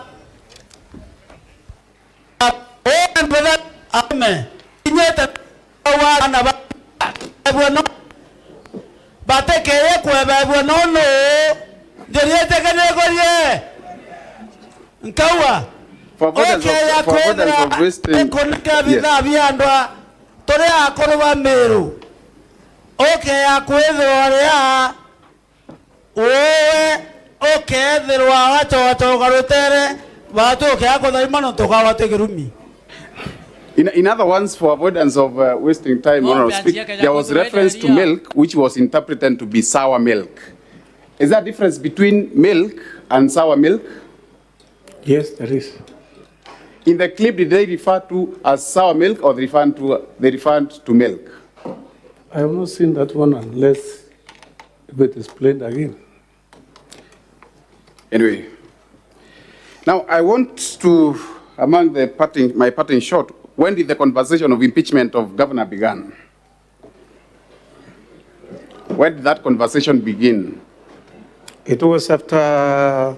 When did it begin? It began yes. After the function that was... When was that function was on 14th of October. Which function? That function was on 14th of October.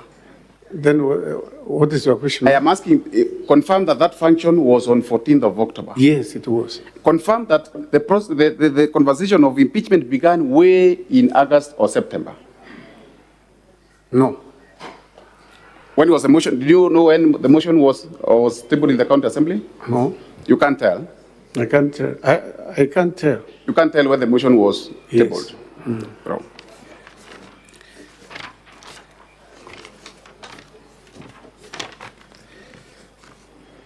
Have you read the motion itself? Me? Have you read the motion of impeachment against the governor? No. You have not read. Yeah. And I want to put to you that one of the grounds of impeachment includes misappropriation of public funds, usurpation of county powers of the statutory bodies. What does your evidence today answer to any of those charges that the governor has been charged to have committed? No. It doesn't address to those questions. Yeah, because my affidavit is different from that one. And it does not address the question of... I think, Council, I think that is to the senators to decide. Really. Very well, very well. I'm well guided, Honorable Speaker. You have stated that during Cheke elders, they are responsible for shaping the leadership of Meru. Yes. That's so? Yes. And they have indeed shaped all the leadership of Meru. The election of leaders, they have informed, they have advised, they have shaped it.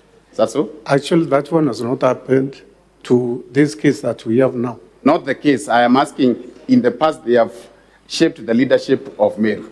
Yes, but they have influenced the leadership of Meru. Not influencing. They have shaped it. Yes. Including that of the impugned governor. Including that, the leadership, the election of the governor who is being impeached. No. So. No, the reason why I'm saying no. Yes. Is because there's no time that, or there is no time that we have sat down as in Cheke, either to advise the governor and our deputy. Honorable Speaker, for the sake of time, I will yield a few minutes to my colleague, Mr. Morioki, to conclude. Now, Council, cross-examine on different areas.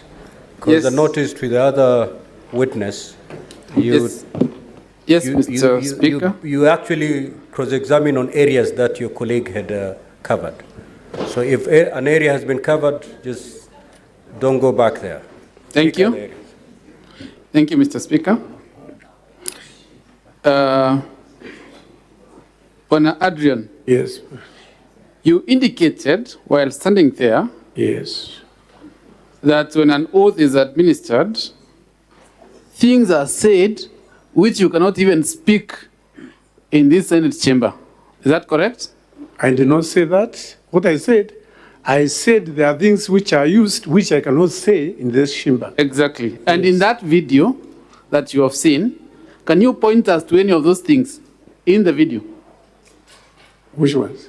The videos that have been played. Yes. Can you point us to any of those things that you have referred to? No.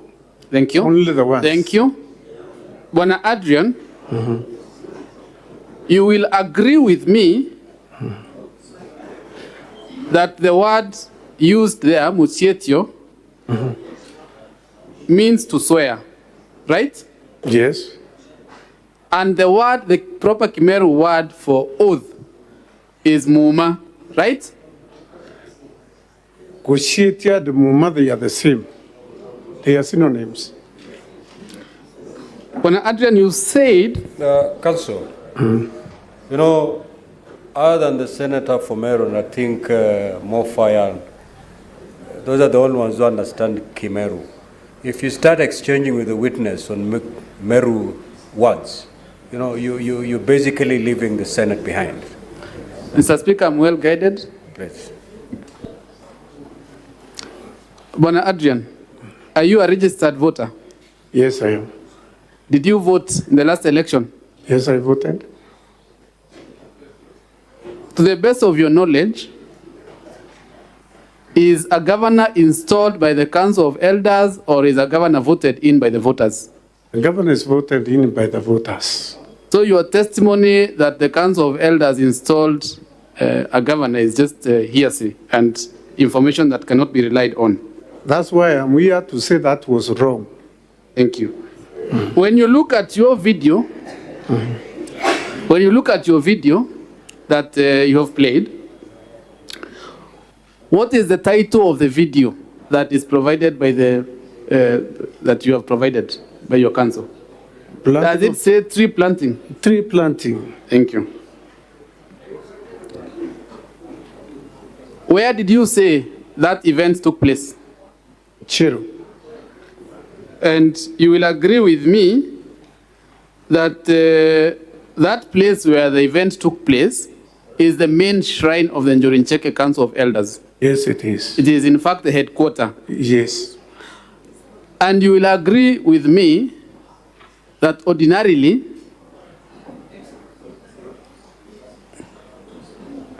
or rather that you said yourself that an animal cannot be killed at the shrine.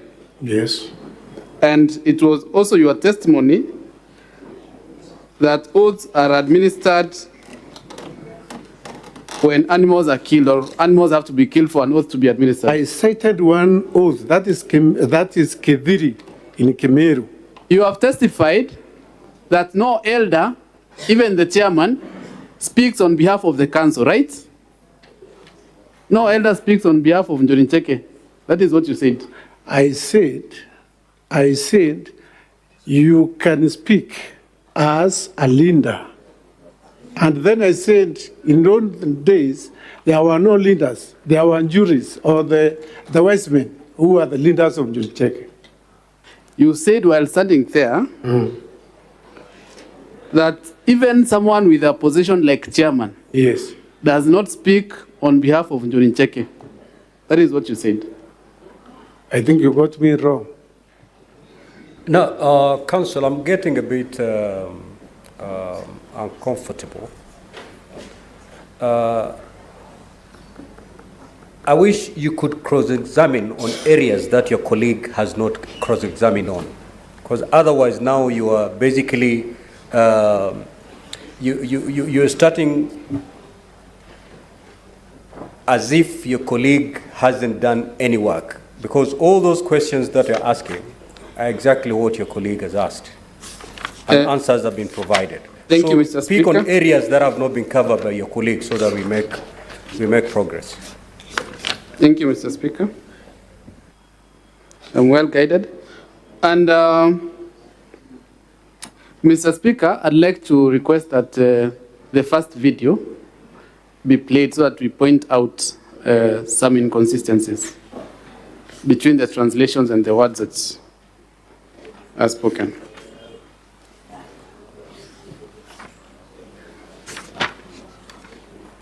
Na ntukwena arua ankwenda kuga twi mbunge Meru batu tukaenda sauti imwe na tutongere twi munene wetu witwa mthiko nturi nturi. Bwana Yesu asifiwe. Ni untu inya ng'ombe iteta kunyorujite naye pause kwa kenda Meru eta. Did you hear that speaker ask a question? You had a question? Yes. Can you see any question on those translations? The question mark is not there, but the statement is there. Can you see any question there? That is the question I have asked. That's why I'm saying it is only the question mark which is not there, but the statement is there.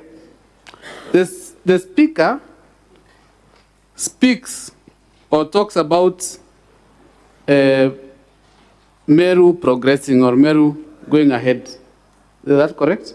Yeah, and the cows being turned to. Is that appearing anywhere on those captions?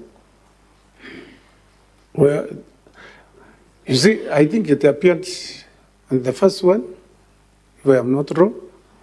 Can we proceed with the video, please?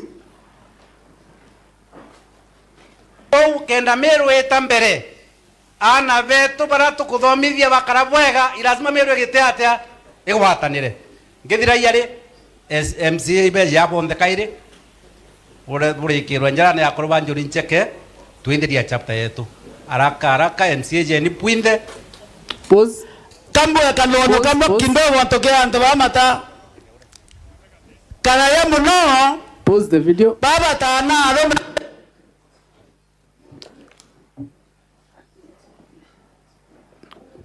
Mr. Witness, does the speaker say, or does the speaker ask for some people to come so that a hand of blessing may be laid on them? Yes. Does that appear anywhere in the translations? Which one now? The one now. The translations that you have provided. That is not the translation. Thank you. Thank you. That is not the translation. Thank you. I'm saying that is not the translation which you're asking. Unless if the video is replayed. Mr. Adrian Aruyaro. Yes.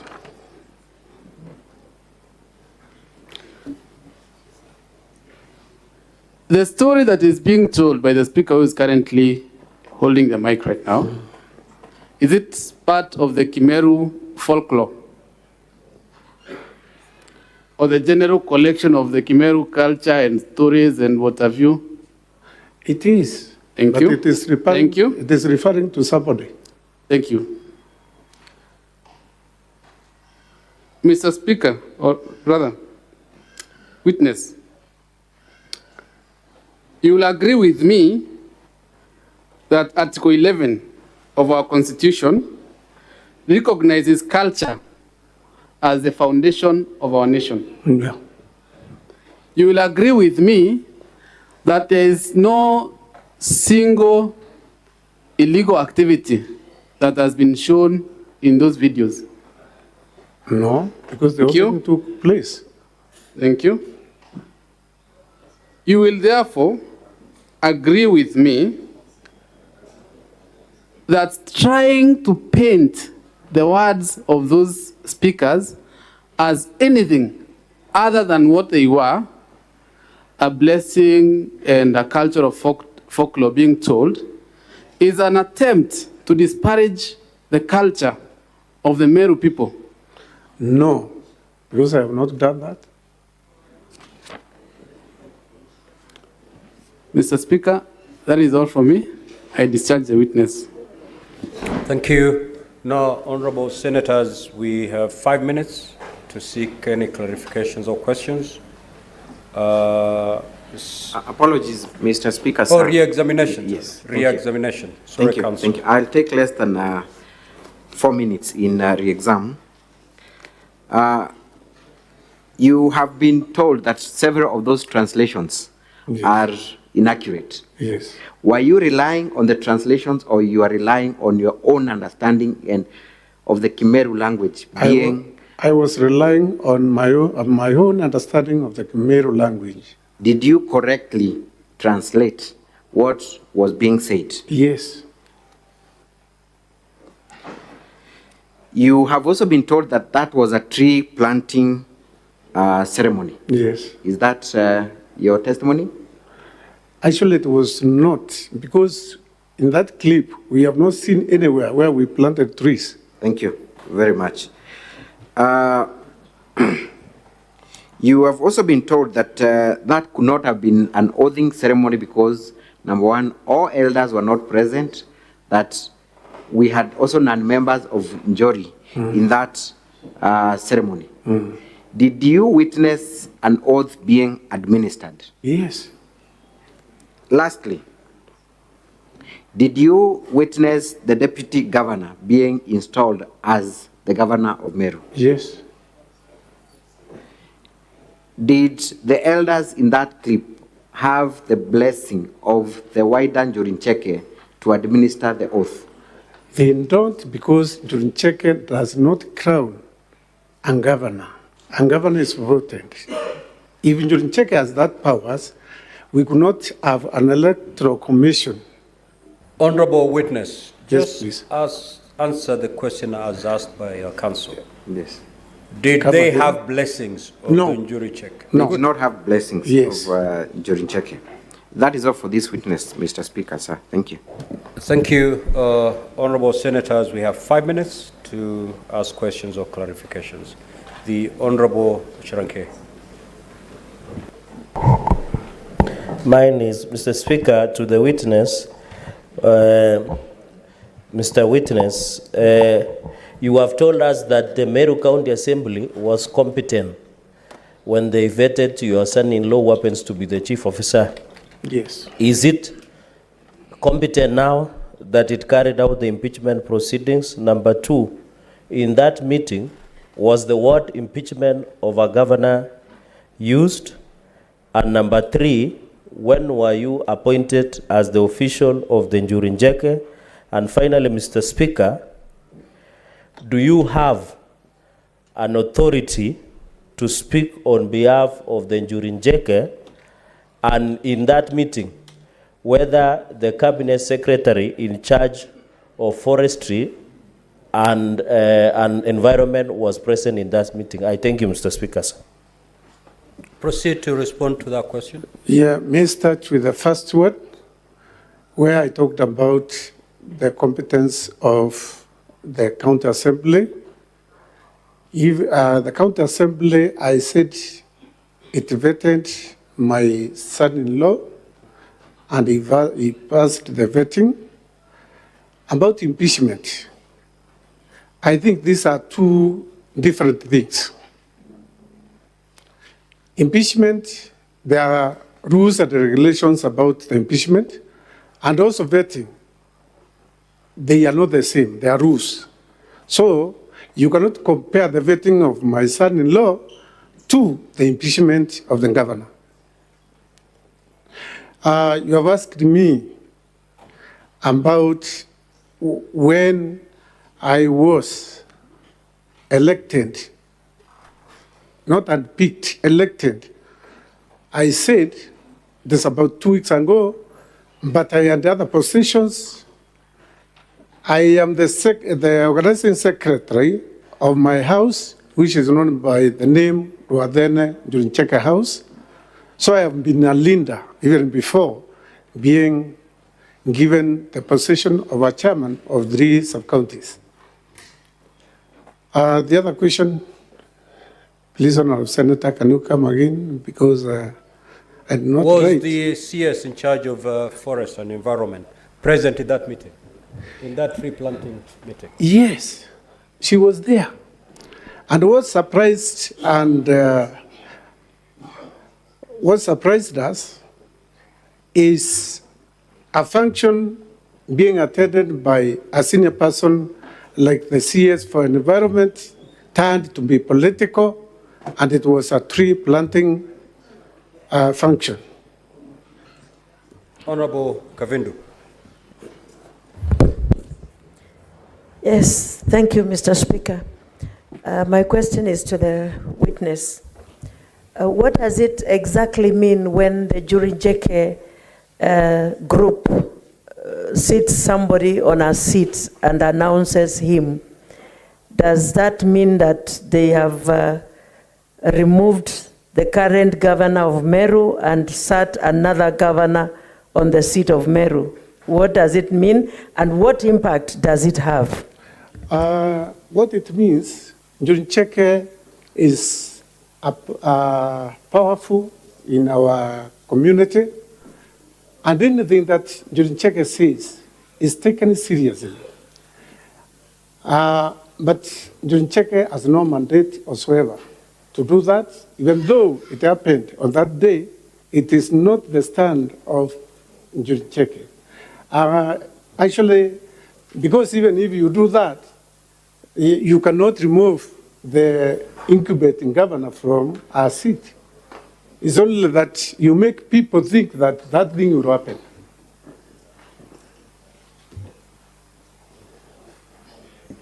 Now, honorable senators, we need to move to the next witness. You can stand down there.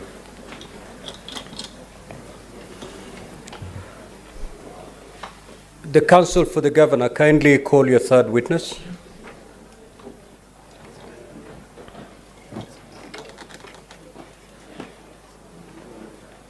Mr. Speaker, sir, our next witness is Dixon Monene.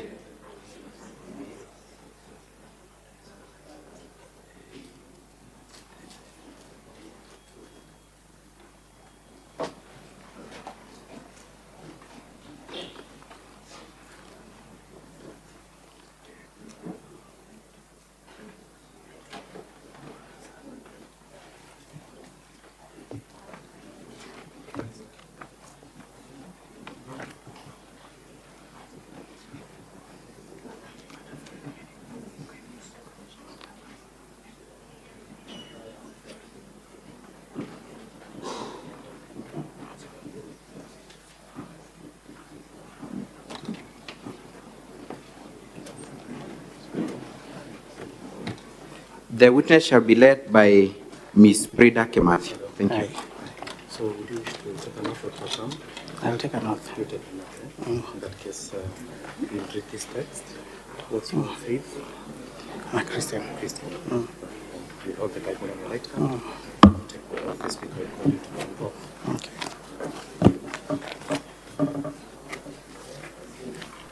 Okay. Proceed to take the oath. I, Nkanata Dixon Munene, do solemnly swear that the evidence that I shall give before the Senate in respect of the matters before the Senate shall be the truth, the whole truth, and nothing but the truth. So help me God.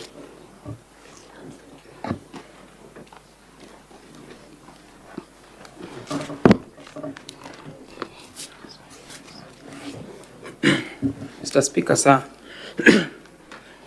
my colleague, Ms. Kimathi, will take on to the witness for about 10 minutes to address a certain aspect of the claim, and then I will continue in the exam in chief. We expect to take around an hour.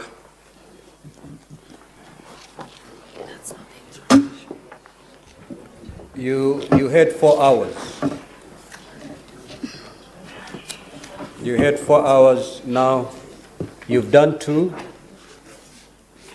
You remain with 2 hours. So if this witness takes 2, the other witness will take the other hour. Thank you, Mr. Speaker, sir. For record purpose, my name is Brida Kimathi. Mr. Nkanata, kindly introduce yourself. Okay, my name is Dixon Munene Nkanata. I'm the CCM Legal Affairs, Public Service Management and Administration at the County Government of Meru. Do you confirm that you swore an affidavit in support of the response to the governor? Yes, I confirm. And is this the affidavit on page 46 of the response of the governor? Yes, it is. Do you confirm that the signature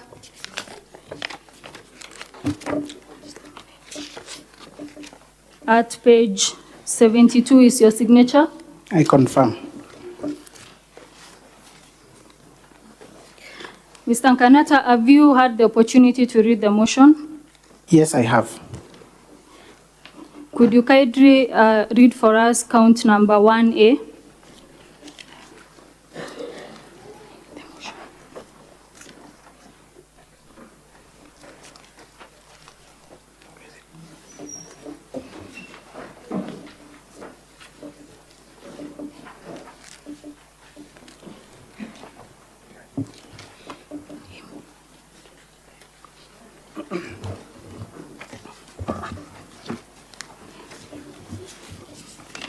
Count number 1, claim A.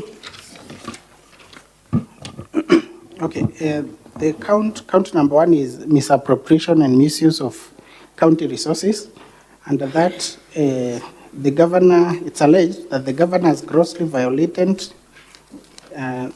those provisions of the law by, in the following way: A, the embezzlement of county funds through the governor's sisters, in brackets, Rose Kinya Gwantai and Miriam Gwantai, brother, in bracket, Kenneth Gwantai Murangiri, brother-in-law, in bracket, Nefat Kinywa, and the nephew to the governor's husband, Edwin Mutuma Murangiri, all of whom are from now on collectively referred to as the governor's relatives. It was claimed yesterday that 78 million shillings have been, or rather has been misappropriated by the named people in that claim. Is that true? That was the allegation, but that is not true. It was also alleged that it was claimed that this 78 million has been met by an account of 2 million shillings. Is that true? Again, that was the allegation, but the position is that the charge and the particulars of this charge, this count, was directed towards particular individuals. That is Rose Kinya Gwantai, Miriam Gwantai, Kenneth Gwantai Murangiri, Nefat Kenywa, and Edwin Mutuma Murangiri. And in the process, we sought to get information on as it appears in the record of the IFMIS for these particular individuals, the payments that were made that would have been attributed to these particular individuals. Is this the claim? Is the claim that you're referring to based on the IFMIS that they have presented? Yes, it is based on the IFMIS record that appears on page 17 to 29 of their documents. Is there any allegation that has been made for failure to account for the 78 million that was alluded to yesterday? There is no such an allegation in this particular account. There is no actually an allegation of the amount that the governor is saying to have failed to account. In your understanding, Mr. Kanata, the payment that you've just explained, that I alluded to in the IFMIS extract, are these payments made subject to a specific budget or budgeted allocation? Yes, the payments were made pursuant to the budget of County Government of Meru, budget of 2022-2023, and the vote end of the Office of the Governor. And what is the nature of that budget item? It's basically a recurrent expenditure. The Office of the Governor does not have a budget for development. It is recurrent expenditure. And you confirm that there is no allegation against the governor for failure to account for this amount? There is no such an allegation. Now, an issue was raised around the entries in the said IFMIS extract supplied by the County Assembly. And the issue raised described prepayments. Is there any complaint in the motion that you read about the prepayments? There is no such a complaint on prepayment in the motion. And in any event, what do you understand generally on the term prepayment as presented in the IFMIS extract?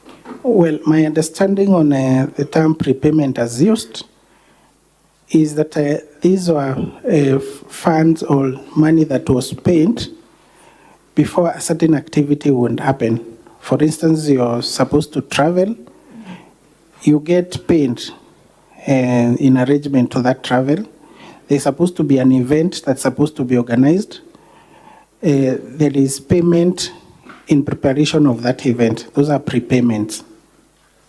And what happens to this prepayment after they've been paid? Is it like, is there an accountability for the same? They are supposed to be accounted by the person to whom the money is being deposited into in the account. So you confirm that prepayment is actually an accepted practice, so to say? Yes, it is. And in fact, if you look at that IFMIS extract from page 17 to 29, I would like to take you through it, give an example on the same.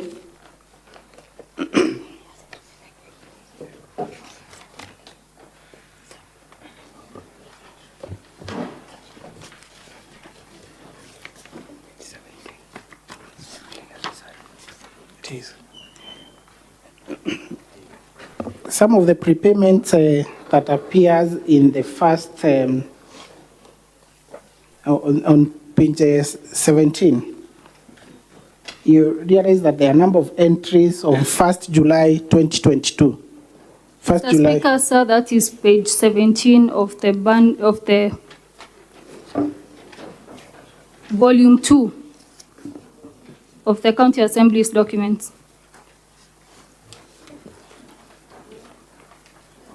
Proceed.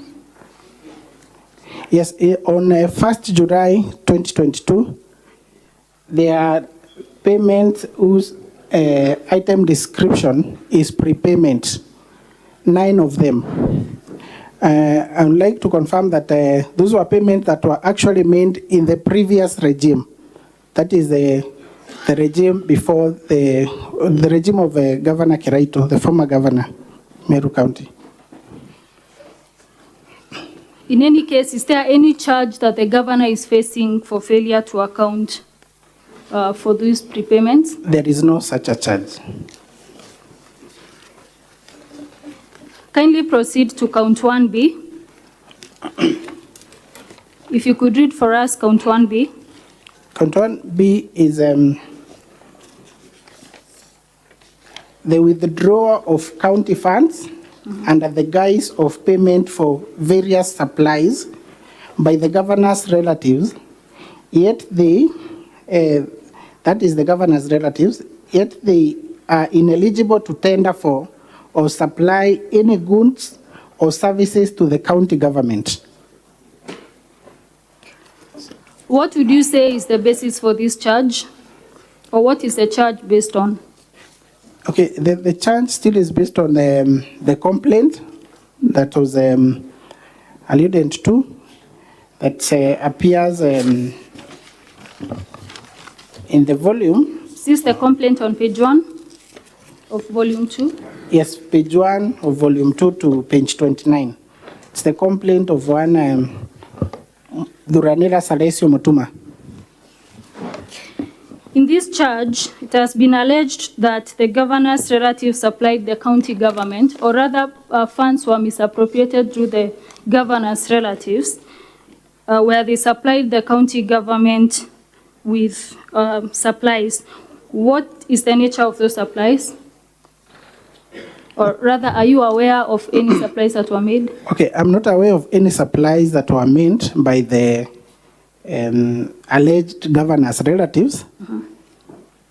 But from the complaint, from the phase of the complaint, you can see the item description called hospital supplies. Yes, can I take you to page 6 of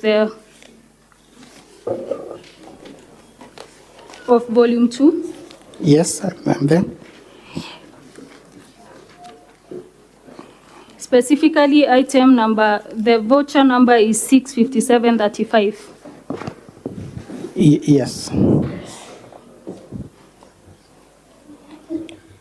Yes, it reads hospital supplies and others. And you confirm that the mover of the motion alluded to the fact that the supply of this specific voucher was for hospital supplies? Yes, that was what was alluded by the move of the motion. And the reason why we did not be able to explain this further is because the charge is as against the governor's relatives. It is against the governor's relatives who had been previously listed. And under this particular complaint, on the phase of page 4 to page 5 and 6 that you've taken me through, is that these are transaction history between Kadhure Rukaria Catherine, who has not been listed among the alleged governor's relatives. Yes, regardless, but in relation to that charge, I would like for you to read us, to take us to page 19 of the infamous extract of volume 2 of the bundle of documents of the County Assembly. Yes, page 19. I am there. On that page, can you see the voucher number 65735 that is alleged to on page 6 as hospital supplies?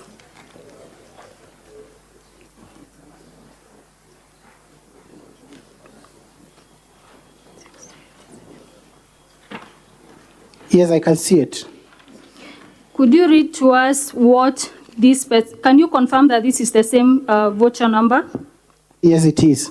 And what was the payment for this specific voucher number made for? Hospitality supplies. So would you say that this is a deliberate attempt to misrepresent facts by the mover of the motion? Yes, I would say that it was a deliberate attempt by the complainant, and the mover of the motion fell into that by concluding that that was a hospital supplies as opposed to hospitality supplies. Okay. So let us go back to the IFMIS report that is from page 17 to 29 of volume 2. Yes. Was this report formally requested for and supplied? No, the same was not, it wasn't, to my best of my knowledge, it wasn't. Is the report presented before this house certified? It is not certified. Well enough. It's been alleged that some vouchers lack 1 or 2 signatures. I refer you to the vouchers that we produced on pages 19 to 342 of our exhibit, index of exhibits. It's here.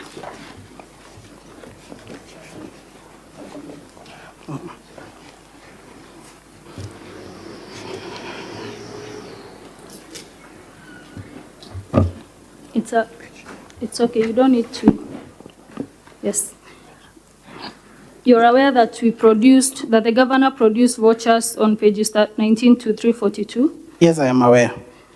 It's been alleged that these vouchers lack 1 or 2 signatures. In your knowledge and understanding, can you explain this? Yes, I can explain.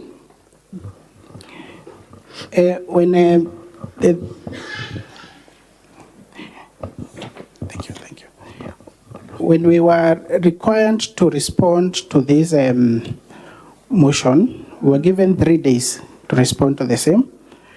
As a matter of fact, at the moment, the external auditors in Meru County, and some of the documents that we would have wanted to rely on are documents that they are with the external auditors.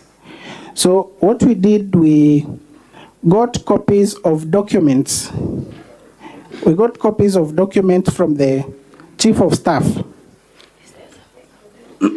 And it appears that some of these copies of the documents that the Chief of Staff made, they are not copies that were made as a final, for instance, a final voucher that has been signed at the time of making the payment. These are copies of the vouchers that have been signed and forwarded. Thereafter, they have been forwarded to the Department of Finance so that they can effect payment. So you will find that in some of the copies of the vouchers that we have attached, the Director of Accounts is indicated as to have not signed. Because this is a copy that was made from the copies that were with the Chief of Staff. So are you confirming that the original copies are with the external auditors? Yes, the original copies are with the external auditors, and if we had been given more time to get them, or final copies rather.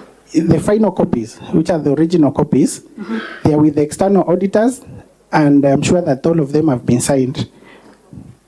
So is it your testimony today that this impeachment motion is immature in that? Yes, it was, in my opinion, it was premature because we should have waited for, if at all, they wanted to insist on bringing a charge as against misappropriation and misuse of county resources, then it would have worked well or better for them to have a report of the external auditor who is carrying out their audit at the moment. And that is even further emphasized by a letter from the CEC Finance, which letter appears in their bundle of documents on page 30, I believe, page 30 of their bundle of documents, that is volume 2.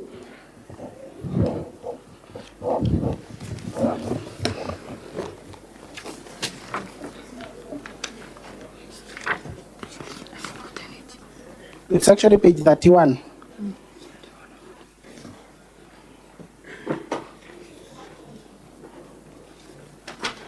Where it gives an explanation that the Public Finance Management Act under Section 164 makes provision for the county treasury of the county government to prepare and submit to the Auditor General the annual finance statements in respect of county government in formats to be prescribed by the Accounting Standards Board.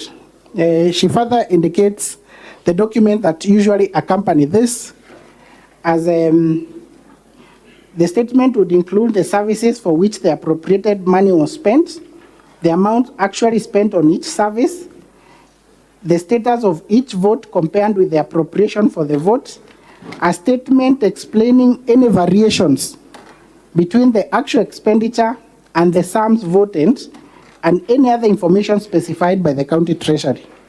So this is information that would have, all this would have helped to explain those entries in the IFMIS. And if at all there is any issue, it would have been flagged. Thank you. Now, from your understanding then, is there any impeachable offense on these two on the account of the governor? I don't see any impeachable offense in my opinion. Thank you, Mr. Kanata. Mr. Speaker, sir, I yield the witness to Mr. Kubasu.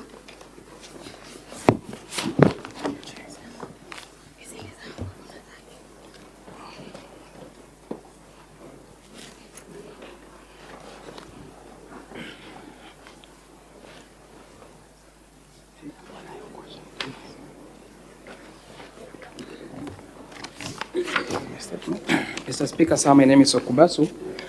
I'll take on to the witness for the remainder of the questions. And I want to start by a claim that was made about employment of traffic marshals. For this, I will refer you to page 394 of volume 2. 394 of volume 2. And I want to ask you a question for this House, which is it true that the governor established and recruited traffic marshals? It is not true. What is your response? My response is this. The governor flagged a pilot test for traffic marshals. And this is an explanation that is gotten from page 394 of the letter of the county secretary to the county public service board, where the county secretary indicates that the town, that is Meru town, has been overwhelmed with traffic jams, making its special services such as ambulance and firefighting get inconvenienced and with repercussions. So the existing enforcement officers who are in charge of cleaning the town or making sure, ensuring that there is no traffic jams, could do this work. Who could do this work? There are few. Council, kindly direct the House on which document you are making reference to. We are referring to volume 2 of the County Assembly's document, at page 394 to be precise. Very right. Proceed. So in that letter, the county secretary confirms that they have pilot tested the initiative using the cleaners by training them and having them do this work. And they found that the initiative was highly successful. So it is a letter requesting the county public service board to create the positions of the traffic marshals.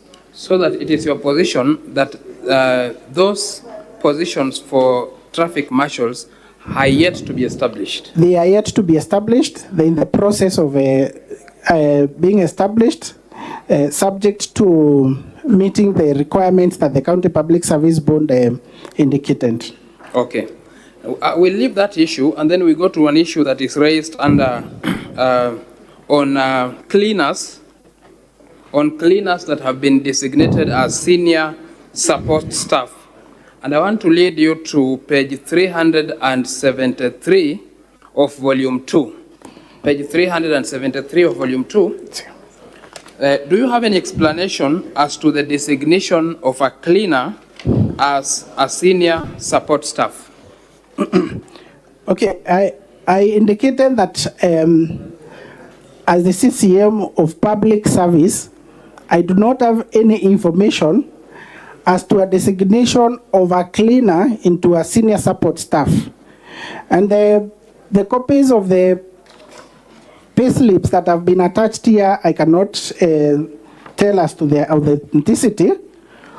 All I have noticed is that the purported senior support staff are being paid the same amount a cleaner is paid, which is 15,000 per month. That is the gross, the basic salary, which is the basic salary for a cleaner. So I would highly suspect that this is something that has been edited from cleaner to a senior support staff. Okay, I think very well go with that. Now, there is this allegation about Nefat Kinyua being assigned the position of the Director of External Linkages without a competitive recruitment process. It's an issue that arose here. Yes, Mr. Speaker. What is your position about it? My position about this is that Nefat Kinyua, who is an administrator in the office of the Deputy Governor, was deployed to perform the functions of a Director External Linkages.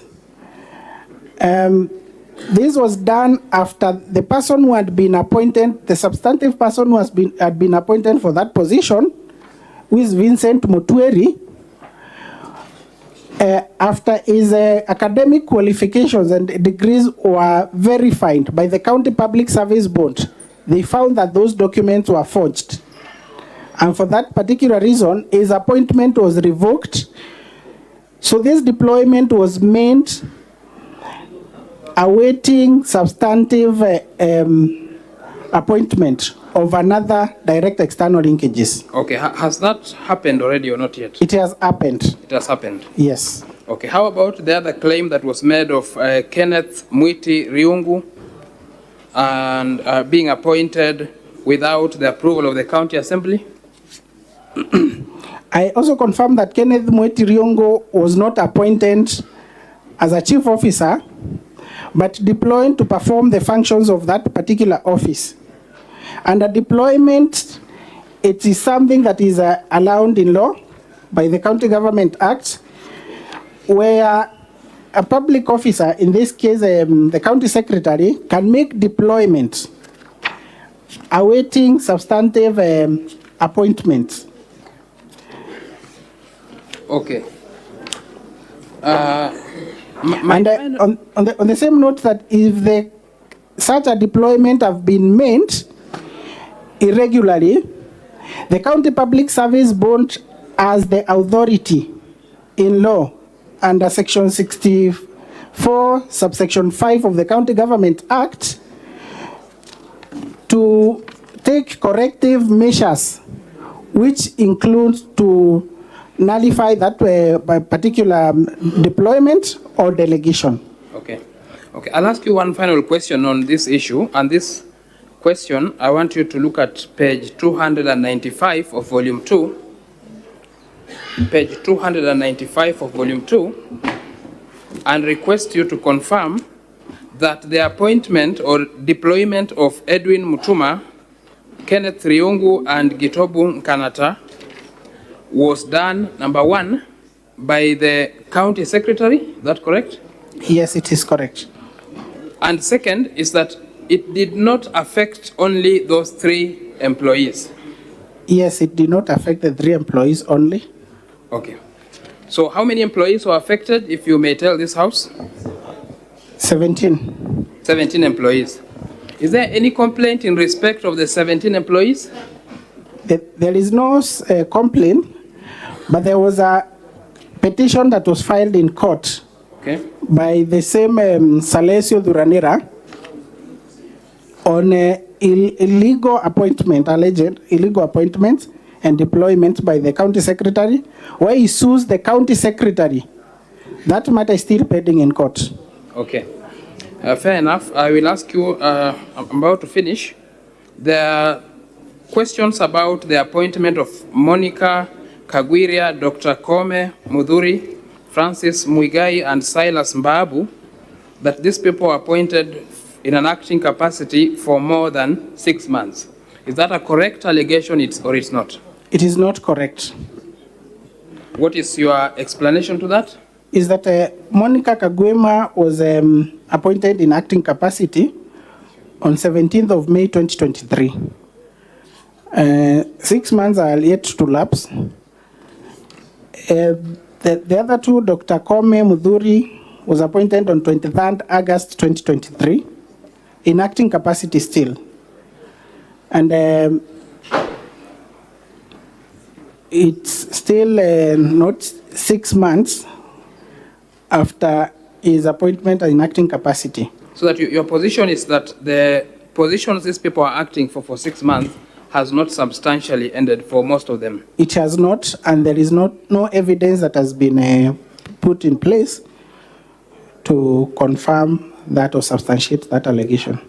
Okay, there's a question about 100 staff that have been employed by the governor in her office. Is that a correct position? It is not a correct position. And what is the correct position? To my knowledge, I have not seen any letters of appointment signed by the governor appointing these particular employees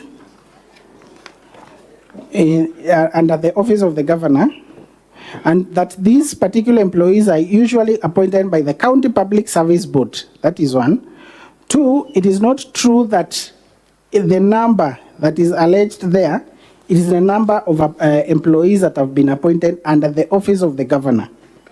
Some of them are cleaners, casual cleaners who have been designated into to clean the offices of the governor, the residences of both the governor and the deputy governor. And these are employees that essentially are under public service. Okay. I'll ask you two questions about the grievances of the deputy governor in relation to employees. And one of them is, it has been claimed that the deputy governor has been frustrated by taking away of some of his employees. So question number one is this: to the best of your knowledge, and I saw this in the affidavit of the driver, how many drivers does the deputy governor have? He had 4 drivers. So your testimony is that the deputy governor had 4 drivers? Yes. Okay, one of the drivers has complained that the county wrote a letter acknowledging non-existent resignation letters. I want to take you to page 366 and page 367 of the volume of the governor's response, the indexture to the governor's response, the blue document. And I want you to confirm to this House whether it is true or not true that the county government wrote a letter acknowledging non-existent resignation letters. You sent page 367? 366 and 367.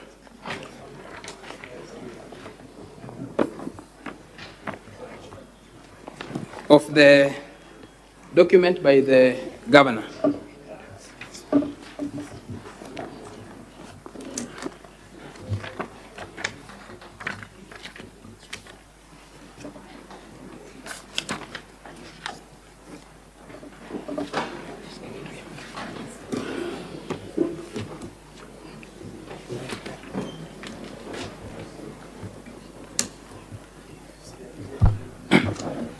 My question is, I want you to confirm to this House whether or not there was existent or non-existent resignation letters. There was resignation letters. Is that found anywhere on the record? Yes. There is a letter of resignation, page 366. There's another one on page 367. So there are actually resignation letters. Is that correct? From the face of it, they are resignation letters. Resignation letters. Has any of those employees taken the county government to court in respect of those resignation letters? None of the employees have taken the county government to court. To the best of your knowledge, has anyone been charged in the county government for forgery of their resignation letters?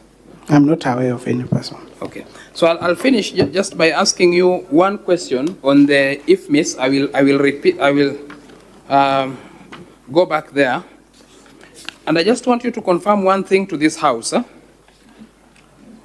On the charge of misappropriation of funds, please confirm the date when the governor assumed office. On 25th August 2022. On 25th of August 2022. Yes. Now, the IFMIS document that we have been given predates the date when the governor got into office. Is that correct? That's correct. Are there entries that are similar in nature during the time when this governor was not in office, and they are similar to what has happened after she got into office? Yes, there are entries as I have pointed out. Can you just flag out 2 or 3 of them again? And that will be the last question from me. At page 17.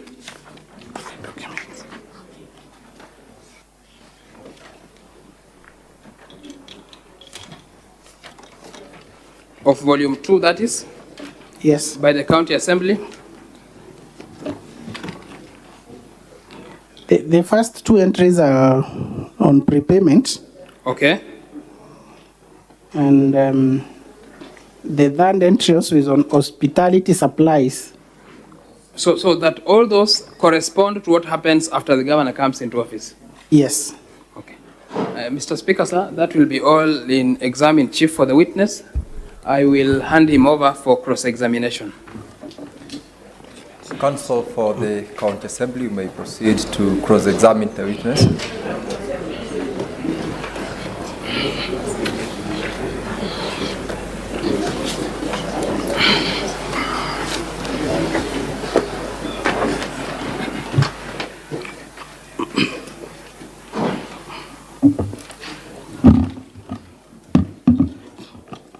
My learned friend, Mr. Dixon Monene, good afternoon.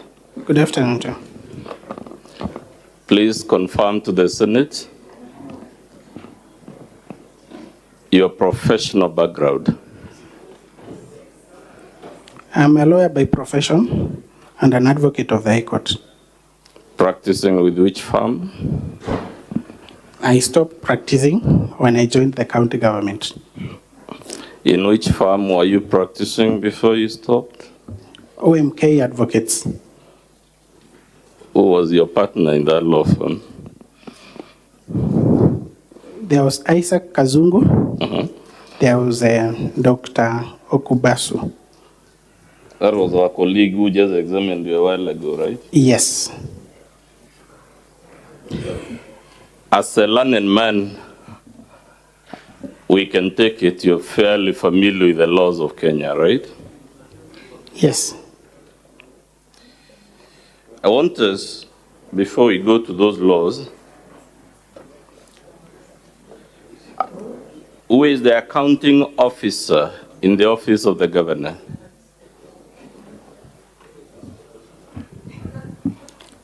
Either the chief officer. Either the chief officer. Under the office of the governor or the chief of staff. But as a matter of fact, who is the designated accounting officer for the office of the governor of Meru County? It's the chief officer, apparently. His name? Her name is Naomi. Okay. You will agree that would ordinarily be the person testifying to accusations of embezzlement of funds, not you who heads a different department. Wouldn't you agree to that, sir? It depends. Who ordinarily, sir, you're a lawyer, let's make it easy.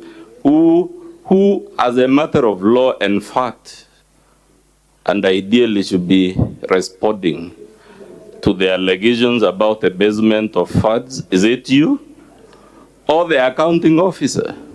The accounting officer. Good. Does the Meru County government have a CEC for finance? It does. What is her name? CPA Monica Kadhono. Monica Kadhono. Yes.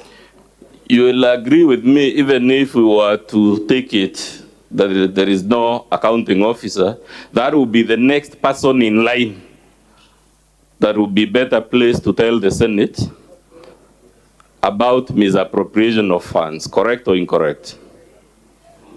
In assumption, yes, correct. I put it to you, sir, that the reason none of these officers has been called as a witness is because they know from their professional background they cannot defend the allegations before the Senate. That is not true. The reason is because many of the allegations that have been made here are on employment, and we could not bring every employee of the county to answer to these questions. We are with the allegation of embezzlement of funds.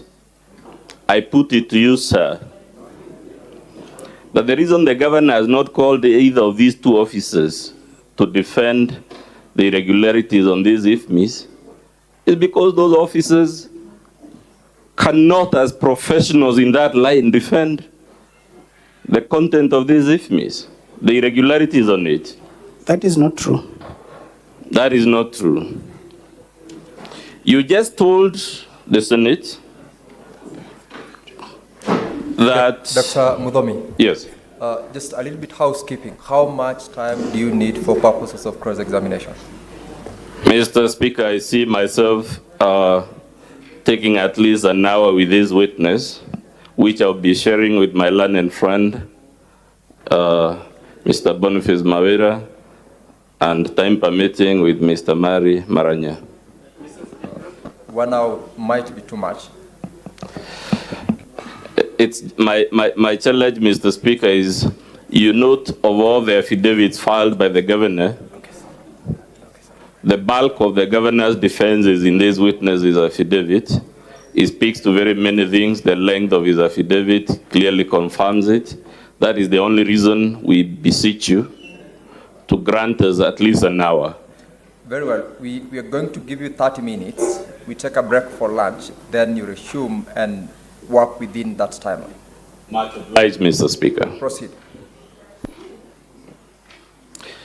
Mr. Dixon Monene, it is your testimony before the Senate that the transactions on the IFMIS report at page 17 to 29 relate to the period when Governor Kiraitu was the governor, right? That is not true. I have seen that it transcends between the two regimes. When the governor, former governor was in place, and when the new governor, the current governor is. It transcends the two regimes. Yes.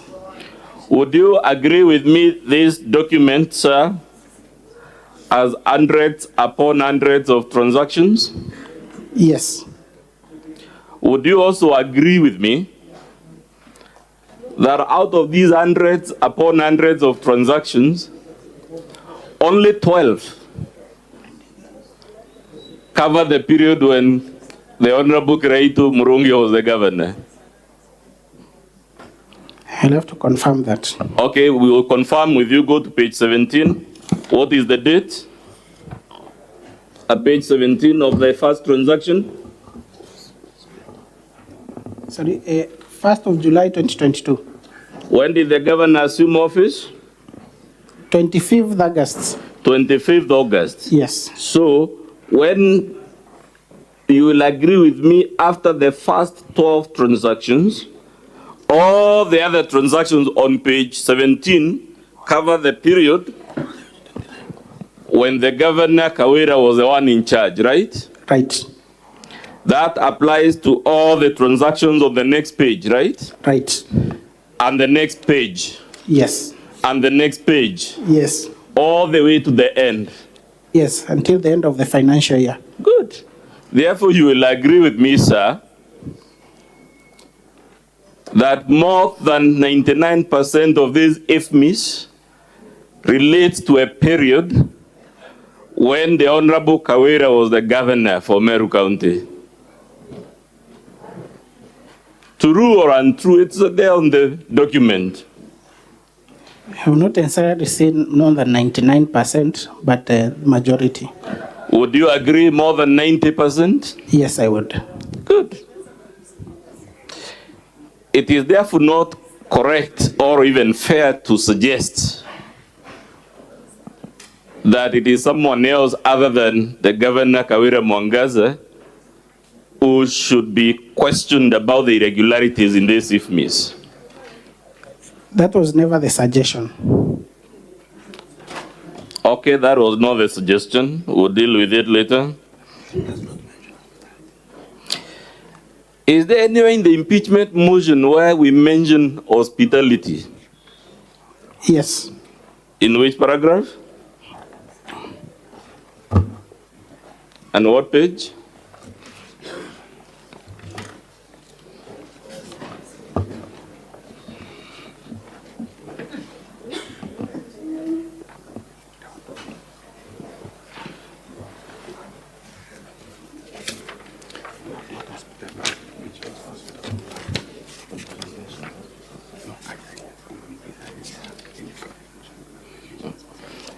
Is there anywhere we have mentioned hospital supplies? No, various supplies. Yeah, but everywhere that was made of the phrase hospital supplies vis-a-vis hospitality supplies. That is in your annexure. I'm talking about the motion, sir. It is not in the motion. Good. I would assume, sir, as the head of legal in Meru County, you're familiar with the County Governments Act. Is that a fair assumption for me to make? Yes, it is. Let's go to volume 3 of our BADO. Mr. Speaker, volume 3 of the Assembly's BADO.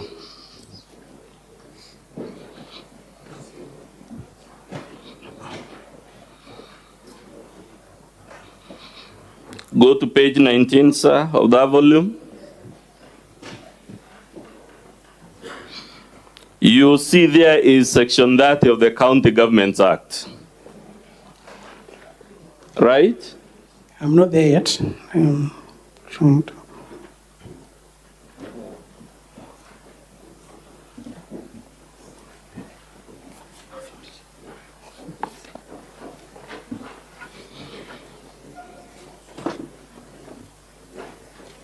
You sent page 19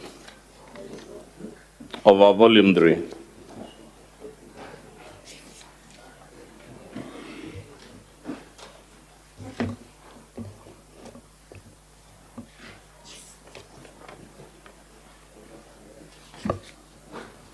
Yes.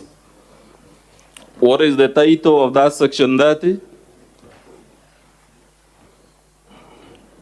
Mr. Dixon Monene, what is the heading of that section as per the statute? Functions and responsibilities of a county governor. It talks of two things. One is functions, right? Yes. The other one is responsibilities, right? Yes. You will agree the word responsibility connotes accepting the consequences of one's actions and omissions, even as a matter of ordinary grammar, isn't it? Sorry? When we say the responsibility of so and so, aren't we saying, using another derivative of the word, they are responsible for the things listed there? Yes. Therefore, you would agree the governor is responsible, as per this section, paragraph A, for diligently executing the functions of the office. Diligence is the word used, right? Where are you? The requirement here is one of diligence, paragraph 2A. Yes. You will also agree with me, sir, as a matter of ordinary grammar, Diligence connotes active engagement, not the idea of saying it wasn't me or it was the work of someone else. Doesn't it connote exercising close supervision, paying attention to detail? Does it connote detachment from the matter at hand so that I am detached? It wasn't me. It was the county secretary. It was the chief of staff. It was other officials. It wasn't me. Does this section permit a detached governor, a governor who is detached from what is happening in our own office? Either it does or it doesn't, Mr. Munene, and you are a lawyer, please. It connotes that the governor should diligently execute the functions and exercise the authority provided for in the Constitution and legislation, the governor's authority. So it means governor's authority is to be exercised diligently. Yes. Not in a nonchalant or careless or I don't care type of approach, isn't it? Diligently is the word. Diligently. Let's go to paragraph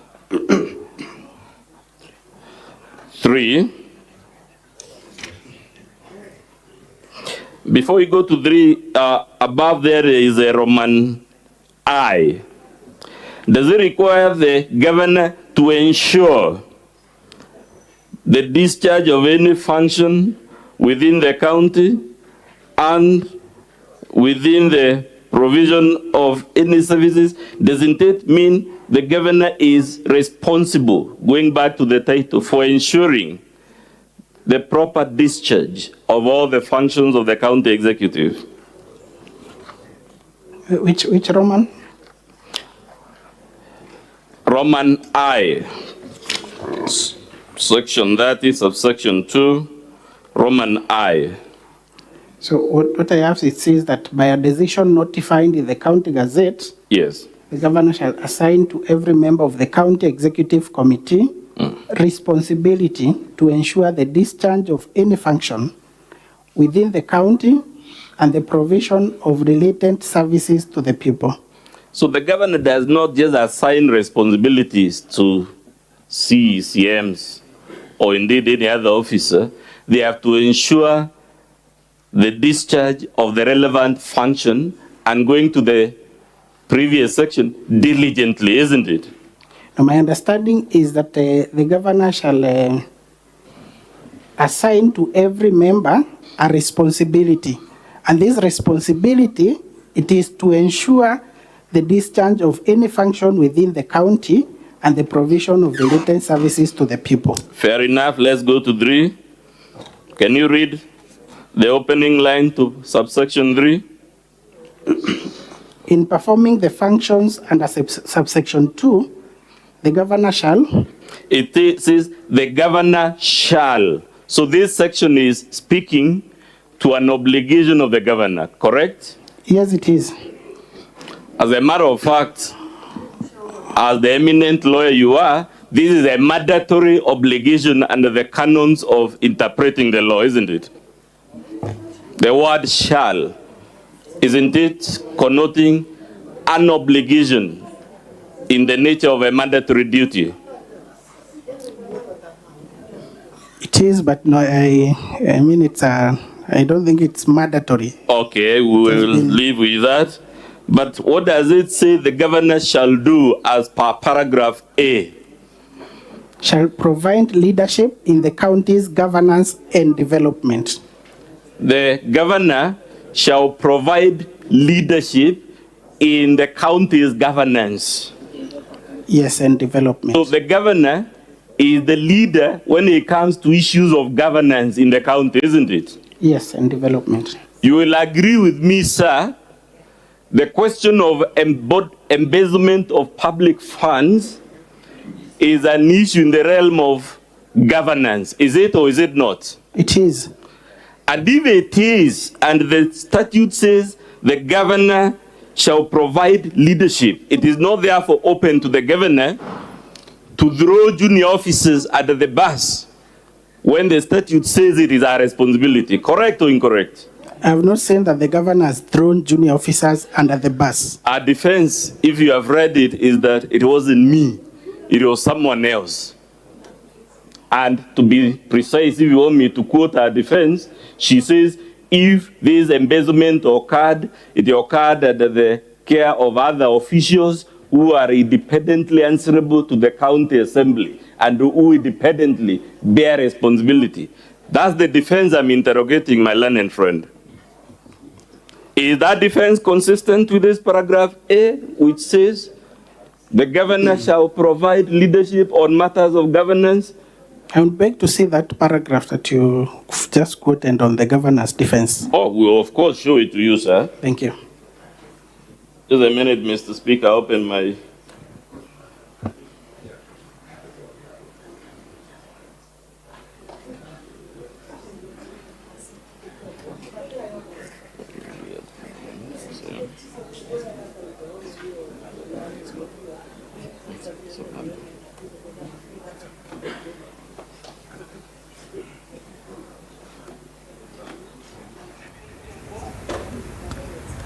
All right, esteemed viewer of EBN TV, as you can see, we are coming live to you from where Governor Mwangaza Kawira is impeachment motion is already being tabled at the floor of their house, and the embattled Meru Governor Kawira Mwangaza will know her fate today following her impeachment hearing in the Senate. This began on Tuesday, November 7th. The senators will either vote to uphold her impeachment as per the Meru County Assembly motion, or dismiss the charges leveled against her by the members of the County Assembly, that is the MCAs. However, the governor will have 2 hours to plead her case. Meru governor has 7 charges leveled against her, and just to state, for recollection, misappropriation and misuse of county resources, nepotism and related unethical practices, bullying, vilification and diminishing other leaders, illegal appointments and usurpation of statutory powers, contempt of court, illegally naming a public road after her husband,